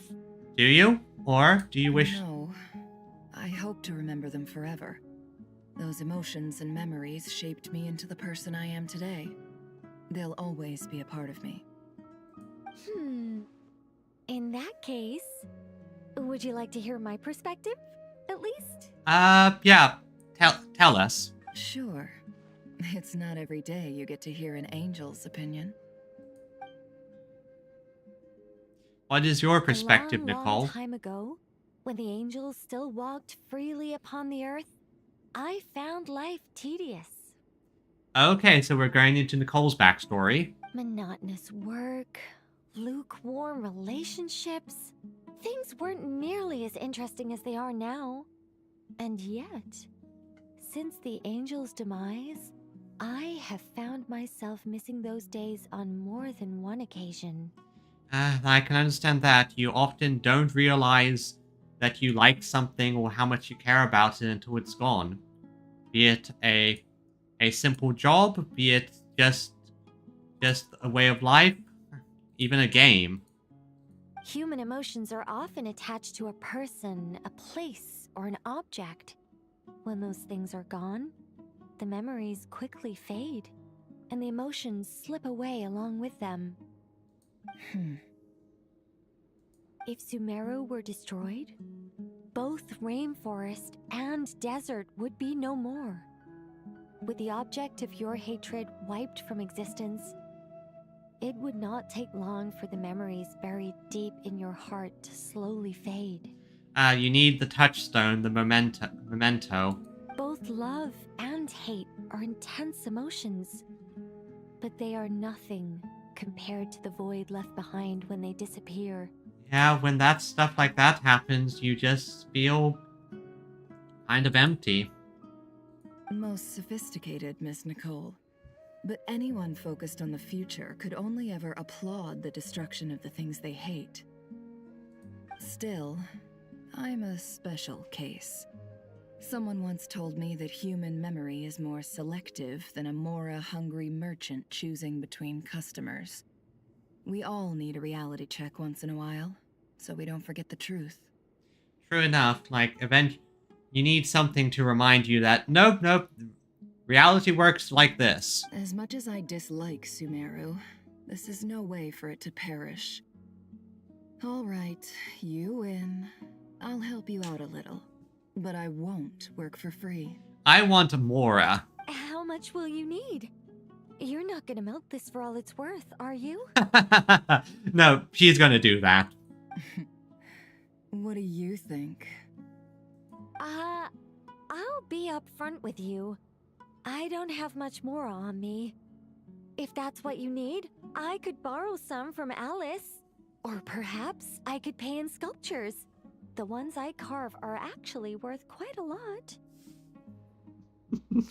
Oh, I find it hilarious how Nicole can switch from wise angel to just kind of silly and... Just cover my travel expenses. Nefer, I would have also thrown in an IOU. You know, an IOU from an angel. Huh? Is that all? That's all. Well, Given all the people I owe favors to, I can just about justify a trip to Sumeru. Yehoda! Here, boss! What do you need? hey, Yehoda. I'm going back to Sumeru for a while. While I'm away, you'll be in charge of the curatorium. Me? I'm in charge? Whoa. Don't worry, boss. You can count on me. And that was how the ingenious Angel Nicole brought you the perfect person for the job in your hour of need. Hip hip hooray! You didn't need to explain all that to us, but then again, you're the yapper. That was far more detailed than necessary. Not lacking in embellishment either. Yep, that's Nicole for you. She's kind of a yapper by her nature. I never thought I'd return. Especially not the desert. But life doesn't always go as planned, I suppose. What's Candace up to? I don't think I've seen her yet. She's currently protecting Aru Village. She's still taking care of things in Aru Village. Should be joining us before too long.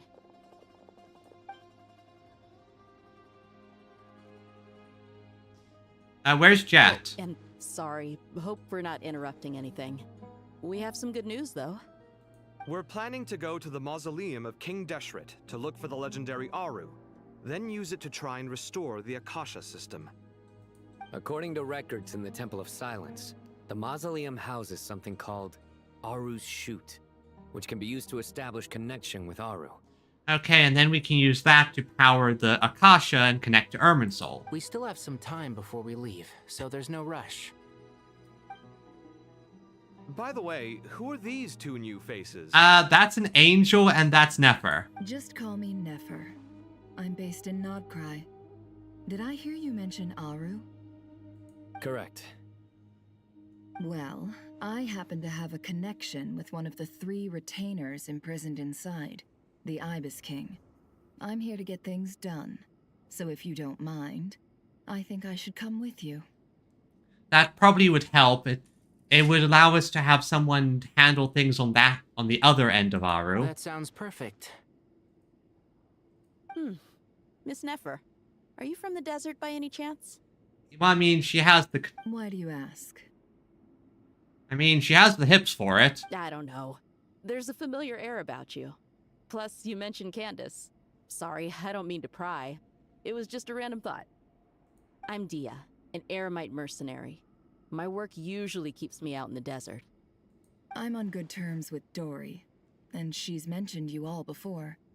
It's nice to finally put faces to the names. Yep, and it's good to see our friends meet each other. However, my associate here is probably less well acquainted with you. Why don't you all introduce yourselves? I'm pretty sure Nicole knows everyone here. Actually, I'm a little better acquainted than you might think. Huh. Are my eyes playing tricks on me? It looked like you spoke without moving your mouth. Yeah, Nicole can't really speak normally, can they? Ventriloquism. I have heard tell of it before. Nope, not quite. Magic. What is it, Kale? It's you! You're the voice who's been speaking in my head, aren't you? That is true. You encouraged me to report my dreams to the Dendro Archon, and got me to recite that magic prayer. Well, it wasn't a prayer, but close enough. I have many titles, but let's go with the most pertinent one. I am Nicole Rain, an angel who has lived since ancient times. An angel? Sounds like a big deal, but, what exactly is an angel? Honestly, it's complicated. Well,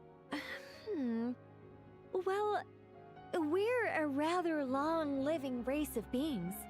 Not gods, technically, but we can still tell you a lot of stories from ancient history. Yep, and she's also an amazing sculptor.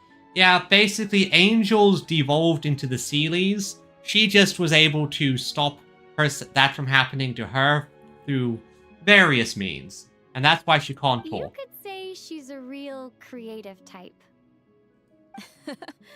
Well, ma'am, if both the Traveler and Paimon give you rave reviews, you must be pretty impressive. Oh, she is. Oh, please don't call me ma'am. I find it so awkward when people get too formal with me. Just relax and be yourselves. No need to be nervous. Miss Nicole, if it's okay, could I ask you a few questions? Explain why the prayer worked with me? Yes, you may. I can see your heart is filled with confusion, and you are desperate for answers. I also know which questions you want to ask me. Why did you dream of Sumeru City in disarray? Why did those verses soothe the Jinn only when recited by you? I can guide you to the truth, but it involves a personal secret of yours. I'd prefer to speak with you alone, if possible. That, considering what it likely is, I can imagine why she wants to keep it secret. It involves the god remains, right? Okay, perfect. And since we just met Nicole, this is time for another bit of rolling. Although, looking at things, the Twitch people are going to come back in a few moments, so let's just give them a minute or so to pop up. Still, no, they come back from the ad break. Still, interesting. So the main plan is basically go connect to the artificial heaven, utilize that thing's power as a means to basically stop, well, as to power the Akasha, thus allowing us to connect to Irminsul directly, and from there we can figure things out. Makes sense. Makes sense. Let's do a quick roll. Darn it. That's another. Okay, let's go and talk to Nicole and see what's going on there. Oh, he's up here this way. So let's go talk to Nicole and see what Cole's secret is. Up. I thought we were going to speak alone. This is a lot more people than I was expecting. Well, we're all kind of friends of Cole's, so she can share the secret. What's wrong with it? Even the doctors at Dar al-Shifa allow patients to be accompanied by family members. Well, if Kale doesn't mind her secret being revealed, I have no problem with it. Thanks for being so considerate, Miss Nicole. I don't know what secret you mean, but whatever it is, there's no need for me to hide it from my closest friends. Closest friends? It's so nice to hear that. It is. Thank you for considering us friends like that, Kale. We're here to support Kale through this. All right. In that case, I'll get right to it. Kale, are you aware that there are god remains inside your body?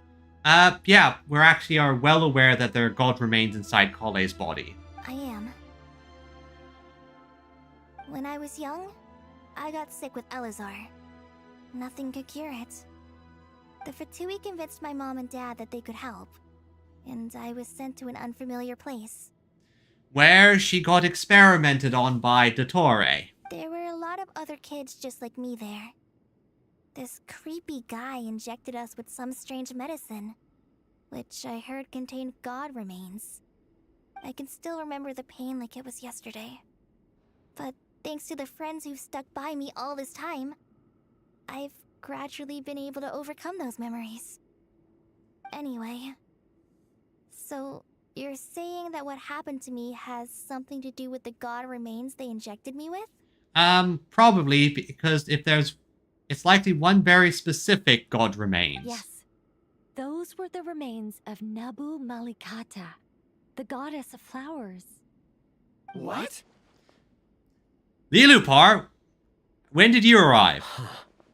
Fascinating. You don't seem surprised like the rest of us. I mean, it does kind of make sense. The possibility crossed my mind when Kale recited the Goddess of Flowers song and calmed the Jinn. You made Paimon jump! was merely passing through when I heard the name of the goddess of flowers. Be assured that I share your surprise.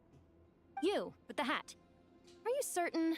I sense no trace of the Lord of Flowers within her. Well, it is a very small fragment. Unless special methods are used to manifest its power, even her closest acquaintances would find it near impossible to detect. After the goddess passed away, her remains were scattered across the desert. King Deshret gathered all the pieces he could find and buried them in the Eternal Oasis. But some fragments remained unaccounted for. Well, yeah, she is basically an artificial high priestess. She has a fragment of the goddess within her, and when the right prayers are recited, it activates. Eventually, the Fatui must have found a way to track some of them down. Presumably for use in some experiment. It's not an uncommon occurrence. Yeah, unfortunately, people like doing nonsense with god remains, and damned for the consequences, because messing with god remains generally is a bad thing. You're more shaken than I thought. In one sense, you've been extraordinarily lucky. So many people who yearn for this kind of power never attain it, yet you have coexisted with her all this time without even realizing it. I don't know what to say. I'm glad that I could help everyone with this power, really. But knowing that a fragment of the Goddess of Flowers is inside my body is... it's a strange feeling. I can imagine it would be a strange feeling to know that you have a bit of God inside of you. Well, people value their autonomy very highly. Even a well-intentioned intruder can shake one's sense of self. I understand how you feel, Kale. But once you get used to it, you'll find it's nothing to be concerned about. Oh, right. Sino has remnants of a god within himself, so of course he's used to it. Huh. I guess you, of all people, have a good reason to speak on this. 2 good reasons, in fact. Incidentally, 3 is the maximum number of Hermanubis's Ba fragments that I could bear. Let me guess. Because 2's company, but 3's a crowd? Thanks for helping to explain the joke, Tainari. Sino, you and your bad jokes. Not my intention. Goddess preserve me. I should take my leave. This boy in his wolf's head hat speaks much too differently from the Hermanubis I remember. Kale, all I'm trying to say is, no matter how many Hermanubis fragments there are within me, you wouldn't think of me as Hermanubis. In the same way, you are simply you. I noted that Lilupar is basically peeking out from behind the corner. Yeah, I know what you mean. So about that dream I had, was it a warning from the Goddess of Flowers? I don't think so. Yes. Oh, yes. Just like me, she was an angel created by the primordial humans, born with the instinct to guide living beings. Oh, so she was specifically an angel. Though her body and soul have perished, her essence retains its natural instincts. Even her smallest remaining fragments would do their utmost to send you that warning. The Mother of Dreams? Lord of Flowers and Oases? She must have had a premonition. That is why she gave that dream to you. And honestly, I thank her very much, because again, the situation would have been so much worse without the warning. We would have been caught with our pants down completely. We won't let our efforts go to waste. But I still don't understand. Why me?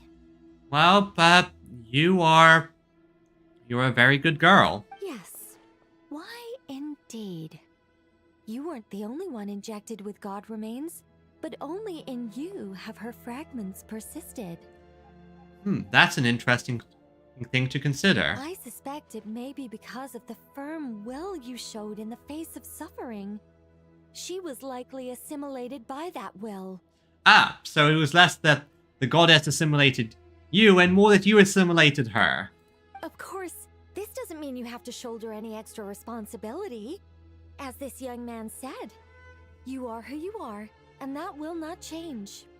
All right, any further questions from the family members of the patient? If not, we should head to the mausoleum of King Deshret.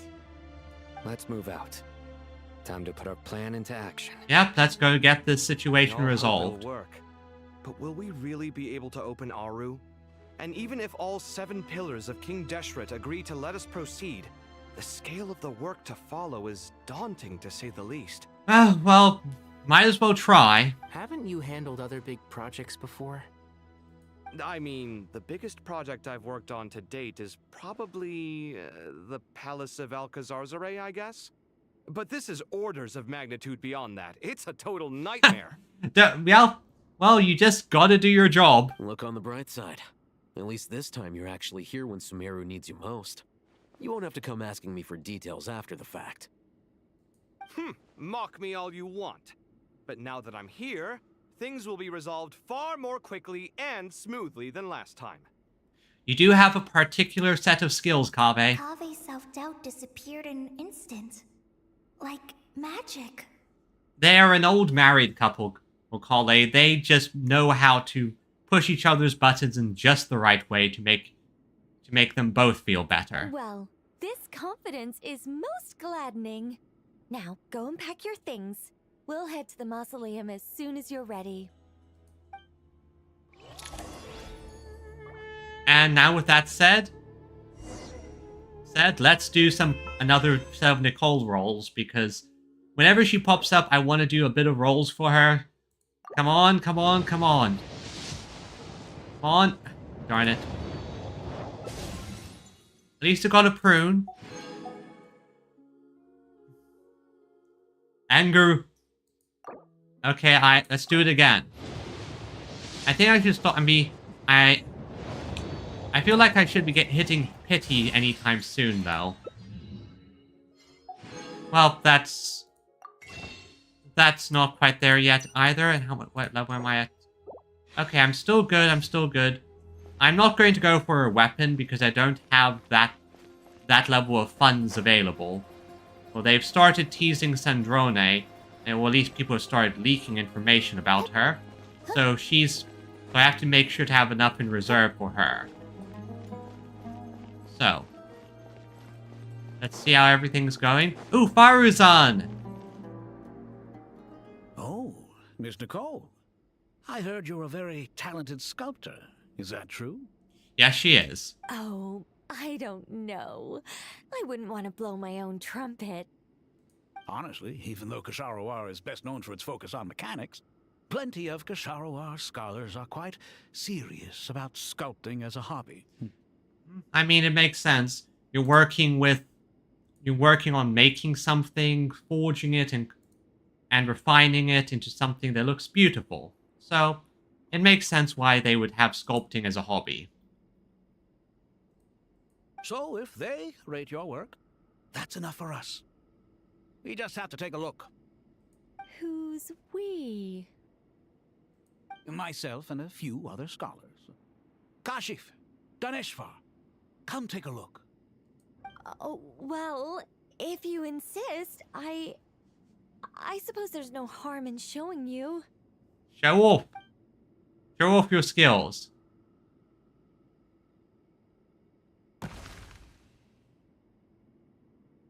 Whoa. Where did that come from?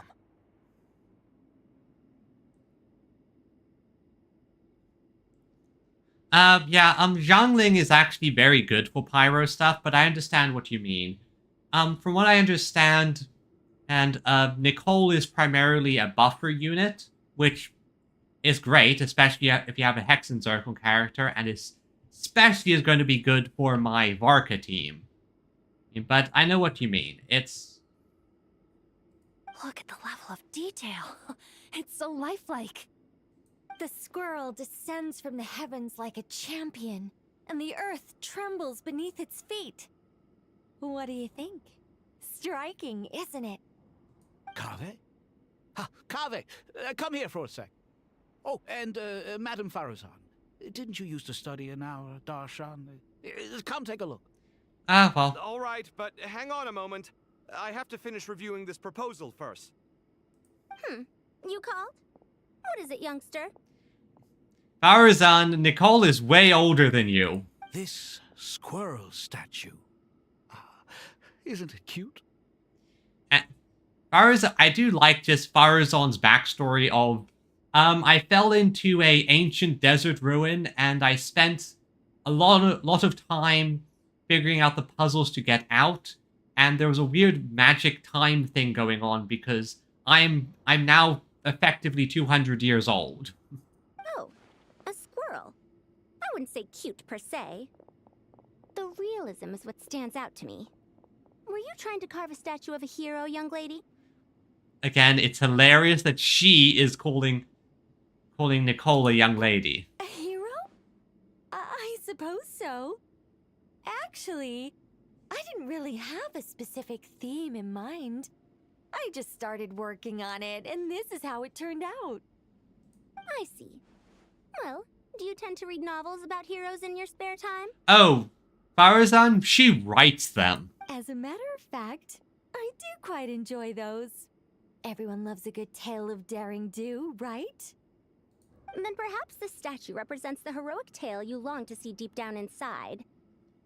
Farazan's going full art snob, examining the statue. Also on the subject of heroism, I feel that if the subject posed with a finger raised towards the heavens, it would lend a greater gravitas to the overall image. With my drill, I shall pierce the heavens, squeak! I'm sure some would call it cliché or old-fashioned, but not me. I think it would be a perfect fit. It has a certain classical beauty about it. Kaveh! Sorry, Madame Farazan, I'm a little busy right now. Don't wait up for me. Kaveh, come on, take a look. What a pity. That young man has excellent aesthetic tastes. I was hoping to ask him for his opinion. What a genius idea! Why didn't I think of that? Classical beauty is a great direction to explore. That's it. Once I get back, I'm going to sculpt a heroic squirrel pointing its finger towards the sky. Precisely. A declaration of victory. You understand my vision. I think they just became best friends. Yeah, I think these two just became best friends. Then place the two statues face to face. Yes! That's exactly what I was thinking. It'll be a masterpiece. Miss... I'm sorry. I didn't catch your name. Just call me Nicole. Madame Farazan? Was it? Oh, yeah, I mean, to be fair, we're in Sumeru. This is the nation of nerds. This is the nation of nerds. What? Oh, no. That wouldn't be right. Why ever not? Madam is a state of mind cultivated from within. Anyone may call me Madam if they so desire. My dear Miss Nicole, once we make it through these trying times, should we have the pleasure of meeting again, I shall look forward to seeing your new work. In this day of age, it's rare to find people with an appreciation for classical aesthetics. Meeting you was truly a pleasant surprise. Yep, they definitely became best friends. Honestly, I feel the same way. It's been a long time since I met anyone interested in this style of statue. Clearly, they don't call you Madam for nothing. Also, I have to say, you're a very good judge of character. Because when I think about it, I really am someone who likes stories about heroes. That must be why I've quietly kept watch over generation after generation of them. Nicole's just dropped... honestly, I can't tell if they're flirting. But I will say that if they are, this would be a fantastic ship. This would be a wonderful ship. Sorry, keeping watch over heroes? What exactly do you do for a living? Oh, never mind that. Yeah. Let's not tell Madame Farazan about Miss Nicole's true identity for now. Yeah, let's not ruin this budding friendship. Good idea. Let's limit the conversation to aesthetics.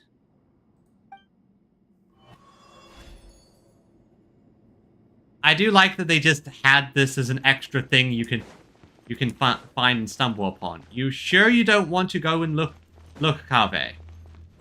Look at this squirrel. Truly, he's heroic. Let's not tell Matt. Good idea. Okay, nothing new there. And the two nerds are probably continuing to talk. Hey, Sino? What's wrong? You look a little depressed. Kale got a fragment of the Goddess of Flowers, and all I got was one of the 7 pillars who served under King Deshret. I lost out, didn't I? Are you literally jealous because Kale got a fragment of a more important god? That's what you're upset about? You're such a child. He is. Although, speaking of which, this is actually the perfect spot to do another roll. Okay, another Nicole roll. Come on. Come on, Nicole. Come to Papa.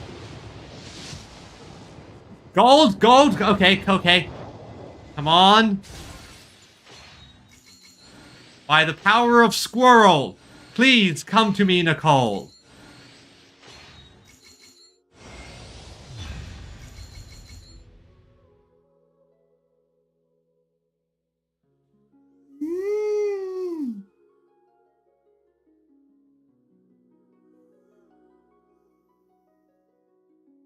Why?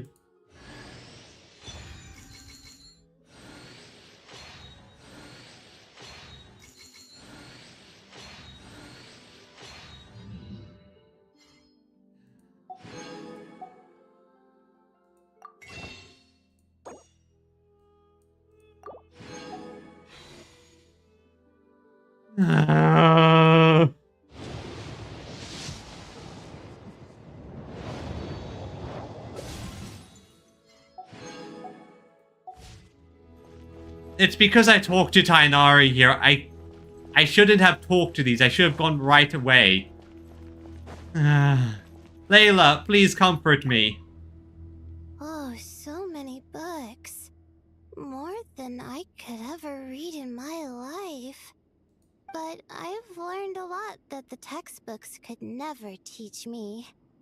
I never realized that people in the distant past thought about some of the same questions we ponder today. Have to see that, Layla. Also, I am fairly certain that bringing a new moon into the sky probably ruined a lot of your textbooks. So, sorry about that.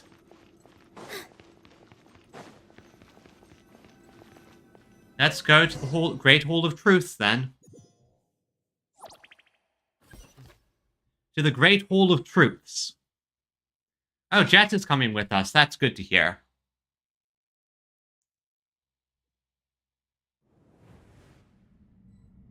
Here we are. I hope everyone's ready. We'll be arriving at our destination very shortly. Yeah, I did.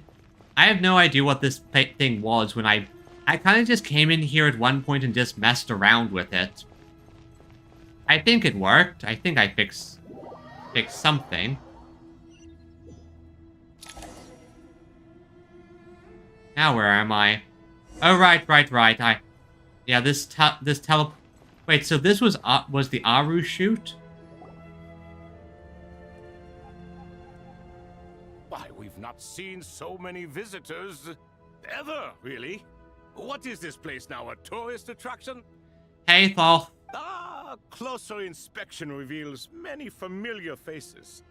To what do we dusty old fellows owe the honor? Surely you're not just here to chat. Yeah, we came here for a very specific You reason. surmised correctly. We are here to carry out a rather enormous project. Ho, enormous, you say? How large, then? Larger than the gaping void in our lives? Why, you've even put a smile on Goatee and Croco's faces. All this activity is making for quite a special day. Yeah, this is going to be a very special day. Lalupar! I know that laugh. Lilipar? What on earth are you doing here? Lilupar. Oh, this is hilarious. Turns out good things really do come to those who wait. As long as you stay alive long enough. When did you 3 get locked up in here? And still you act all high and mighty, putting on a show for the younglings. Truly hysterical. Why you? Lilupar has quite the acidic tongue when she wants to. Yes, I know. No need to shout. You're right, Lilupar. Goatee, Croco, and I all have the same problem. But didn't King Deshret seal you away? How did you break free, and how did you get in here? Who knows? Perhaps you can ask my master one day, should you ever get the chance. Behold, the executioners of old. Some have turned into fragments residing in human bodies, and others are imprisoned eternally, leaving not a single shard behind. It's almost tragic, watching lowly prisoners like you act all self-important. Curiosity gnaws at you, doesn't it? Your interest in the outside world threatens to burst you at the seams. Lilupar is playing them. You're doing a good job. I'm starting to take a liking to this magic bottle lady. Honestly, she could probably follow you. Time is of the essence. Let's get down to business. We need to defeat the Huns.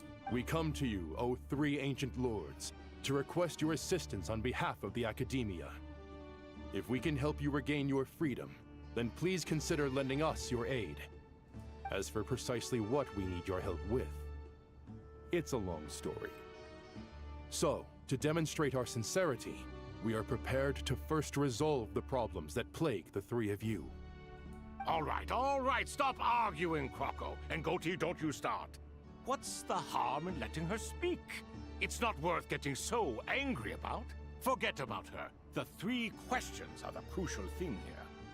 But do you really have a way to answer them? You once answered the final question, Nefer, but the seal did not open. Unless, with the passage of time, you have found a new answer? Possibly, but... You could say so. When you first asked me what determines truth and falsehood, my answer was a liar's soul.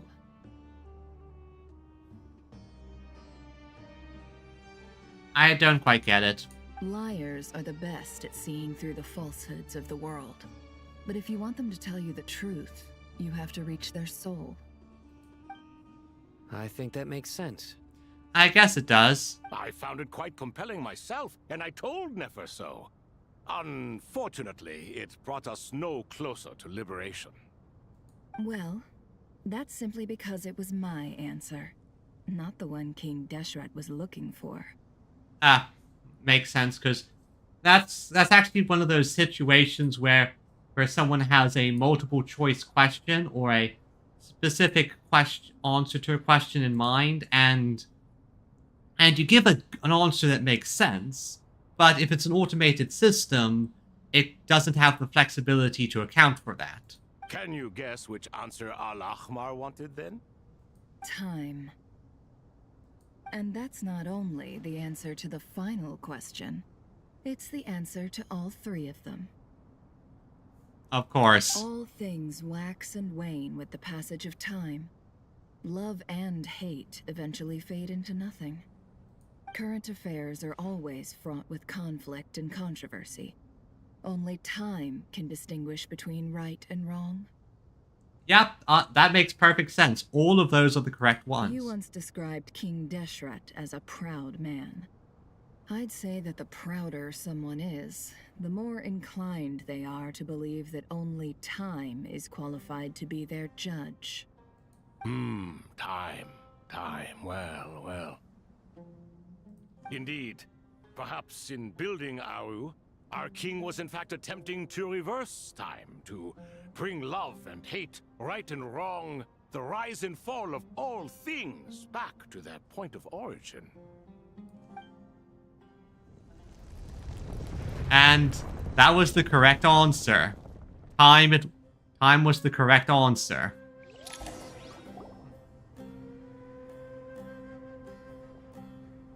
Oh, they actually have unique models. I'm honestly surprised. This is the most eventful day I have experienced in a long time. You have my sincere gratitude. Well, I'm honestly just surprised that they properly popped up. Are those 3 of the 7 pillars? Turns out the statues were quite faithful to the source. You 3 seem to be in good spirits. I mean, they literally just got let out of a eternal prison they've been stuck in for who knows how long. Prison can help a person grow and learn to cherish what they have. Nevertheless, after everything you've done for me, I sincerely hope you never have to experience it for yourself. Hello, Nefer. Hello, Thoth. It's good to see you, Thoth, the Ibis King. Nice. Definitely puts my mind at ease, seeing you 2 getting along so well. Should we maybe introduce ourselves, or... Sure. I'm Sethos, the current leader of the Temple of Silence. This is General Mahamatra Sino, and this is the former Spantamad sage, Cyrus. But I'm guessing none of that means a whole lot to you. Yeah, they were sealed away before such times. Everything is equally new to us, in truth. We've been gone from this mortal world for longer than you can imagine. Let's hold off on the introductions for now. We can always ask Nefer about you later. It'll give me something to talk about with my chosen disciple. And these guys are actually...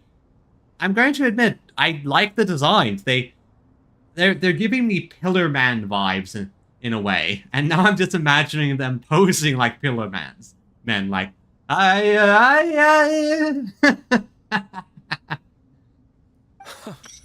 You're like a helpless parrot. Gods and people of yore are not necessarily welcome in today's world. Self-awareness is one of my finest qualities. I thought I ought to share its fruits with you 2. Oh, I don't want them to go full Pillar Men. I don't think they're going to become full Pillar Men, but they'll probably be relevant in future Sumeru story chapters. Is that so? Well, I think we'll take it in stride, just as we did with the 3 questions. Let's not forget, it was my persistence that won you both your freedom. Fair point. I have to applaud your persistence. And I must praise you for your wisdom. Now, state your wishes, young ones. We're going to modify Aru to do something crazy. Sorry?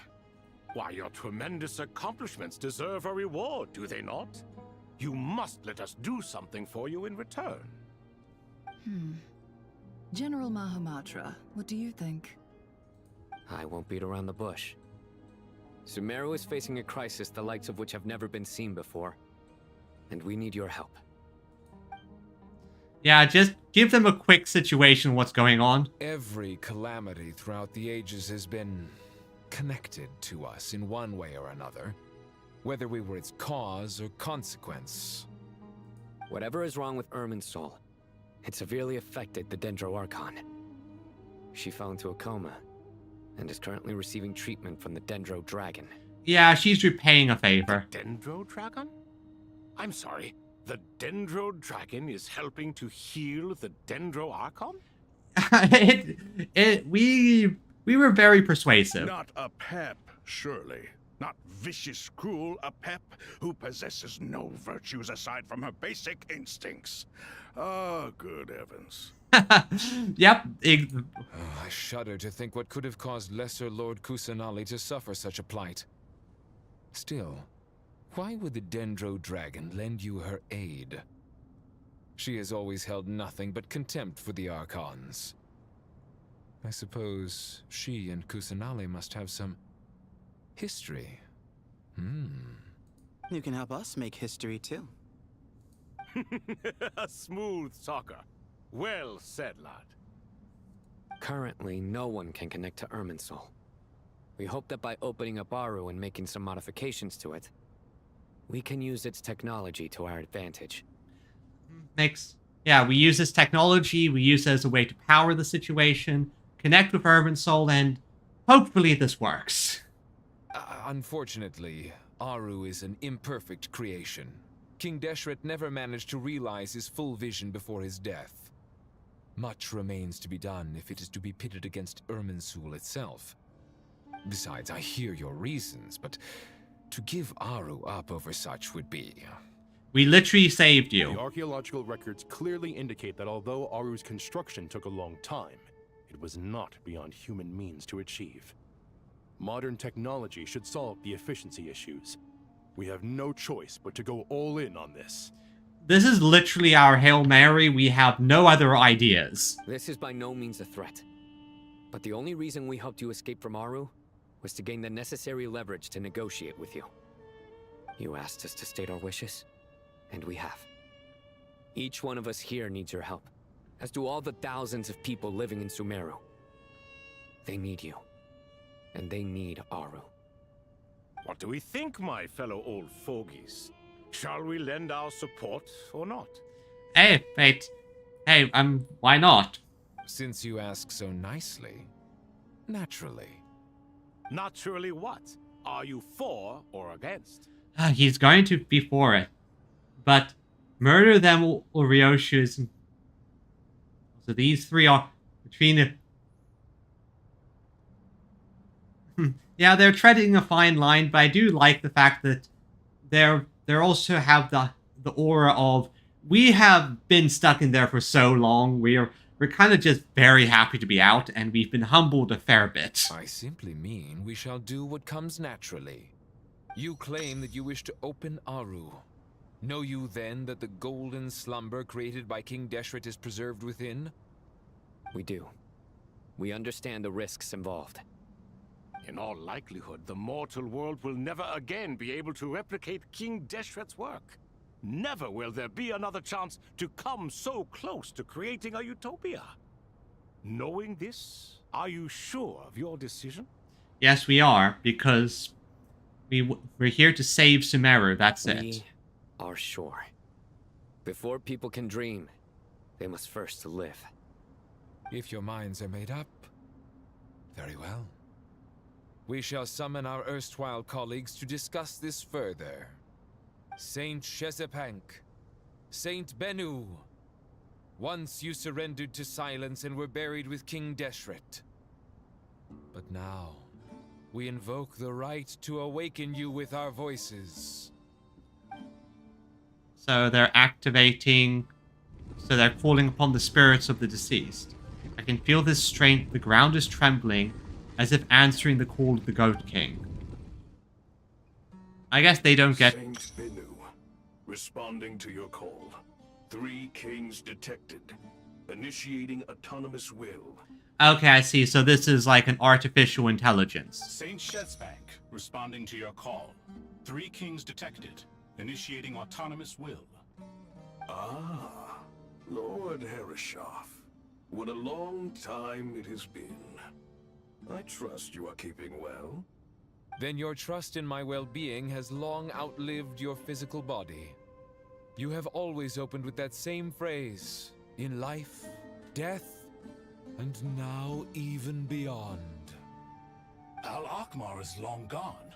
What is the reason for this meeting? Well, let's explain. You're awake? Good. We are voting on whether to give the people of present-day Sumeru access to Aru and permit them to perform technological renovations. You have the right to support or oppose the motion. Aru is the pride of Al-Ahmar. Opening Aru requires the unanimous consent of the 7 pillars. I hope you have a convincing reason to present to us. Well, yes, because we want to save the people of Sumeru. Irminsul is literally dying. Sumeru is currently in the midst of a major calamity. Let us not forget that while Al-Ahmar was a stern ruler, he was also a teacher of wisdom. A god without his people shall cease to exist, and King Deshret's greatest wish was to provide protection for his people. Let us then honor our God King's wishes as we consider our decision. I do not mean to mock these proceedings, but what is the point of a unanimous vote when we know that the last of the 7 pillars, the Dendro Dragon Apep, will never communicate with us? Apep, if you will. This will no doubt surprise your mechanical mind, and I have no intention of trying to persuade you it is true. But a pep is, in fact, healing the Dendro Archon as we speak. It is quite the surprise. Quite the surprise, I tell you. Huh? Does not compute. Can someone attest to this? Do we have any proof? I ask the three kings, can any of you vouch for the truth of this claim? Naturally, the Ibis King, Thoth. What? What?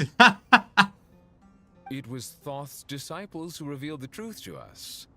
We need not debate its veracity. Simply let Thoth bear accountability. That way the rest of us may have a clear conscience. These guys are very good at pulling the legal bullshit. Perish, you diabolical fiend.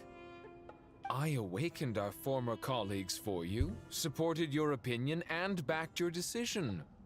What sort of fiend would do that? You can tell that these guys are good friends because they enjoy just needling each other. I miss the days when Hermanubis was still around. At times like this, he would offer to take accountability. What are you trying to say? Is my word worth less to you than Hermanubis's? Hypocrite though you are, Lord Thoth, you are humorous in equal measure. How could we bear not to associate with a character such as you? I, Saint Shezpank, approve the Goat King's proposal. Since King Deshret is no more, we shall receive no reprimand for acting beyond our remit. Nevertheless, I sincerely hope that those before us understand the significance of what they intend to do. We understand, and I do like how he is basically saying, since our king basically can't punish us for doing this, we might as well do it. Remember, the moment that Aru is liberated, the myriad souls residing within the Golden Slumber will return to the ley lines. And once the ley lines flow again, these souls shall in turn be received by Irminsul. To take this step is to bring the perfect afterlife created by our king to a permanent end. And it's unfortunate, but we have to do it. We understand that well, and we have decided to proceed regardless. Furthermore, the contemporary human perspective would contend that confining souls in this way is no act of benevolence. The deceased have a right to rest in peace. King Deshret's creation is clearly a place of rest and peace. It is just that many do not see it this way. But no matter. Saint Binu approves. Hermanubis' representative and the Dendro Dragon Apep made their choice ahead of time, while the Goat King, Ibis King, and Crocodile King have also granted permission to liberate Aru.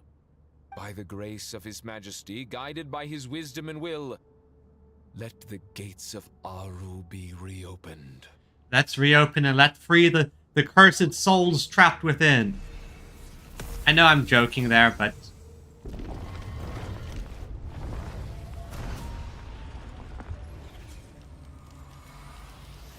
Okay, I don't know what that is signifying. Ah, I see all the souls are being released. Wait, wouldn't that also include... Hey! Look at that! What's this? Are we under attack? No, Jet, I think you're about to see your father and mother. No. Wait, it's...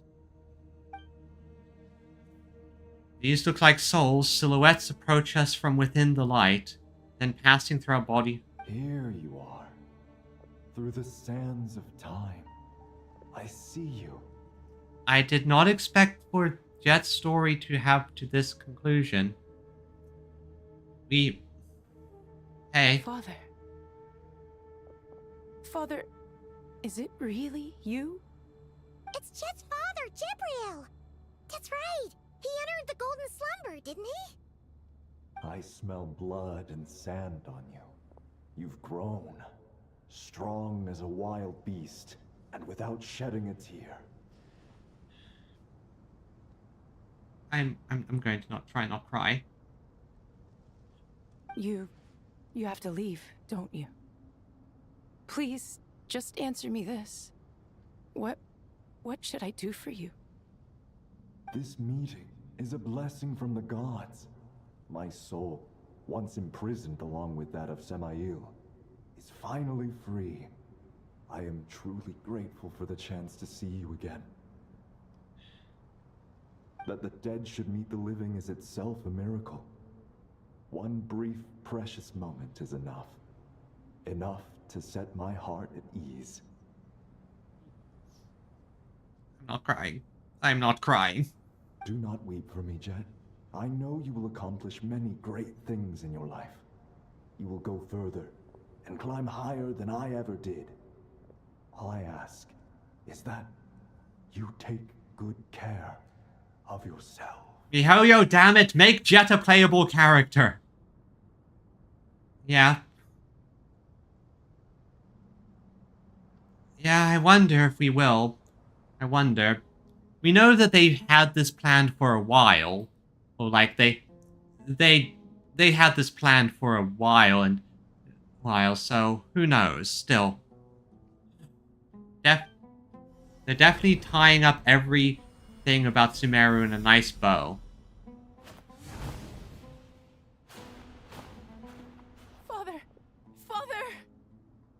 Father. Hey, Jet. Do you want something to eat? Maybe it'll help you feel better. I'm fine. Thanks, Paimon. Like, that Jet just sort of got the... I'm being perfectly honest, this is probably very good for Jet. Gave her a lot of closure that she did get some in the past, but this helps her a lot. It was just a little sudden. The chance to see my father again meant the world to me. He was trapped in the golden slumber for our sake. And now, after all this time, he can finally rest in peace. Yep. I'm glad. It's a huge relief. You've grown strong, Jet. More than enough to fend for yourself. Yeah. I'll leave the past in my memory where it belongs. My family, the good times and the bad. Goodbye, Father. Seriously, MiHoYo, make Jet a playable character. I would throw all my Primo Gems at her.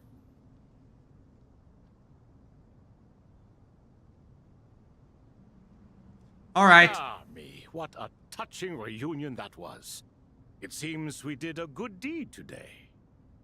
We three retainers, once imprisoned for our iniquity, are surely the least qualified to judge whether this deed is good or bad. Either way, Aru is open. Now you have your opportunity, and with it, whatever trouble may ensue. Although Aru was created by a god, human craftsmanship was nevertheless required to build the gate that connects it to this world. Perhaps the relationship between gods and humanity follows a similar principle. Perhaps. As for your proposed renovations, we cannot determine which functions to keep or discard. Proceed as you see fit, but please entrust the task to your most accomplished scholars, or Bennu will be most displeased. Don't worry, we have a lot of good scholars here. It's why we brought Kaveh. It matters not.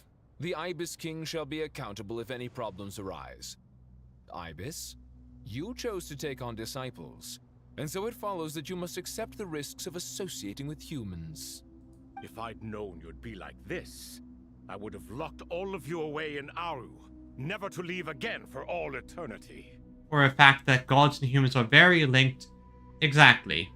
The vision holders are basically the baby demigods, or at least for all intents and purposes. All of us? What does this have to do with me? Vilify me no further. Scholars, since you have liberated Aru, allow me to present you with a gift.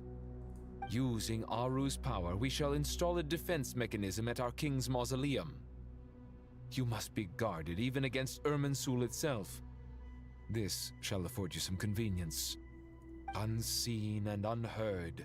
From this moment forth, none may by sight or hearing perceive anything said or done within the mausoleum. Ah, clever, clever.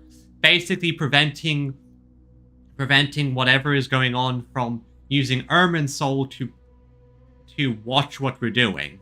Amazing. And all this is achieved just with the power of Aru? With technology from the heavens, the possibilities are endless. Just because King Deshret did not use it for this purpose does not mean that it cannot be done. So, marvel away. This is the reward you have earned. All right.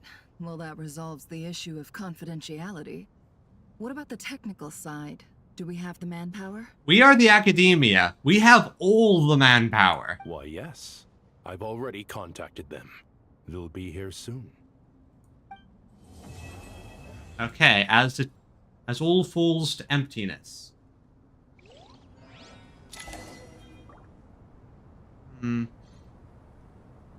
We've been at this for almost 4 hours now. Now, I'm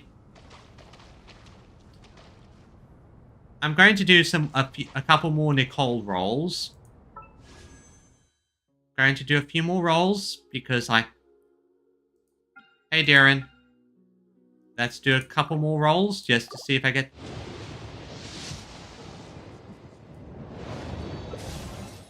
Please don't make me spend my entire stockpile. I need to save up for Sandrone. So let's do a couple more rolls.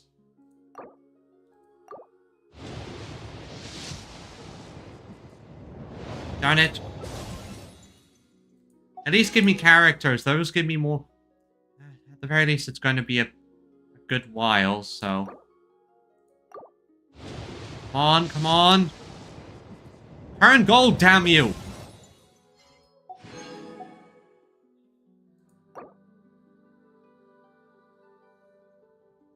Oh yeah, it's already confirmed she's coming back.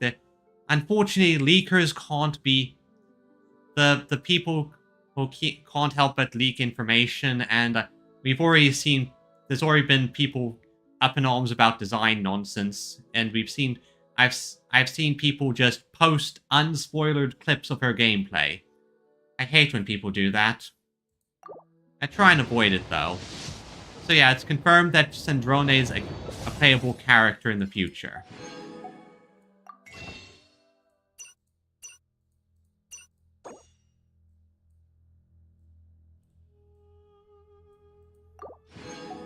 Oh yeah, it's no surprise whatsoever. People are just being... some people are just being a little bit butthurt about certain design aspects and choices they made. Oh, here it is. Here's Nicole. Yeah. Unfortunately, the issue... Razor? And here she is, Nicole. Should I introduce myself again?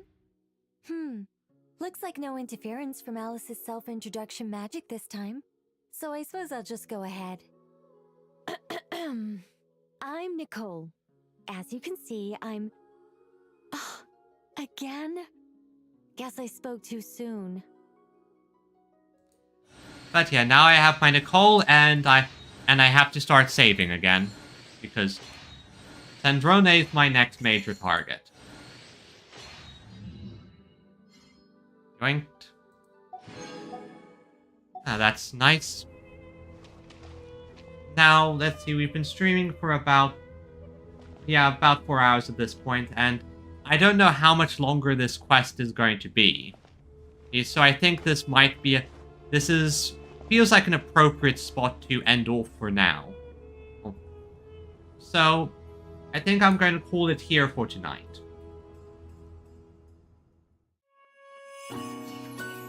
And pop back in. There it goes.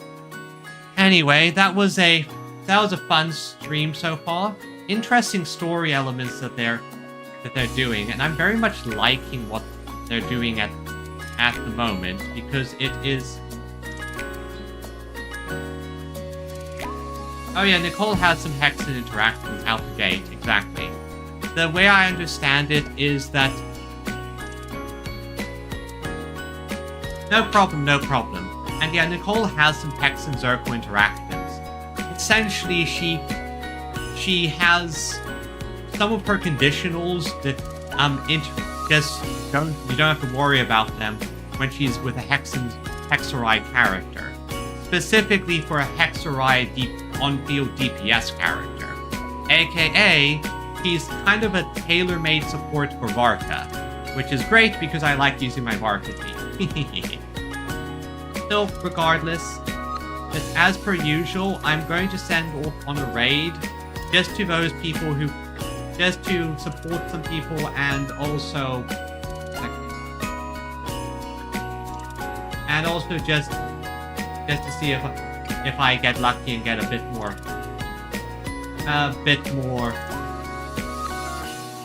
Actually, I can't really see anyone proper to raid. Raid. Never mind. Alright, that's fine. Anyway, regardless, I just want to say thanks for coming. It's just been a great time to have you, and I'll probably be streaming again tomorrow. Same time, same place, same game. Until then, bye-bye!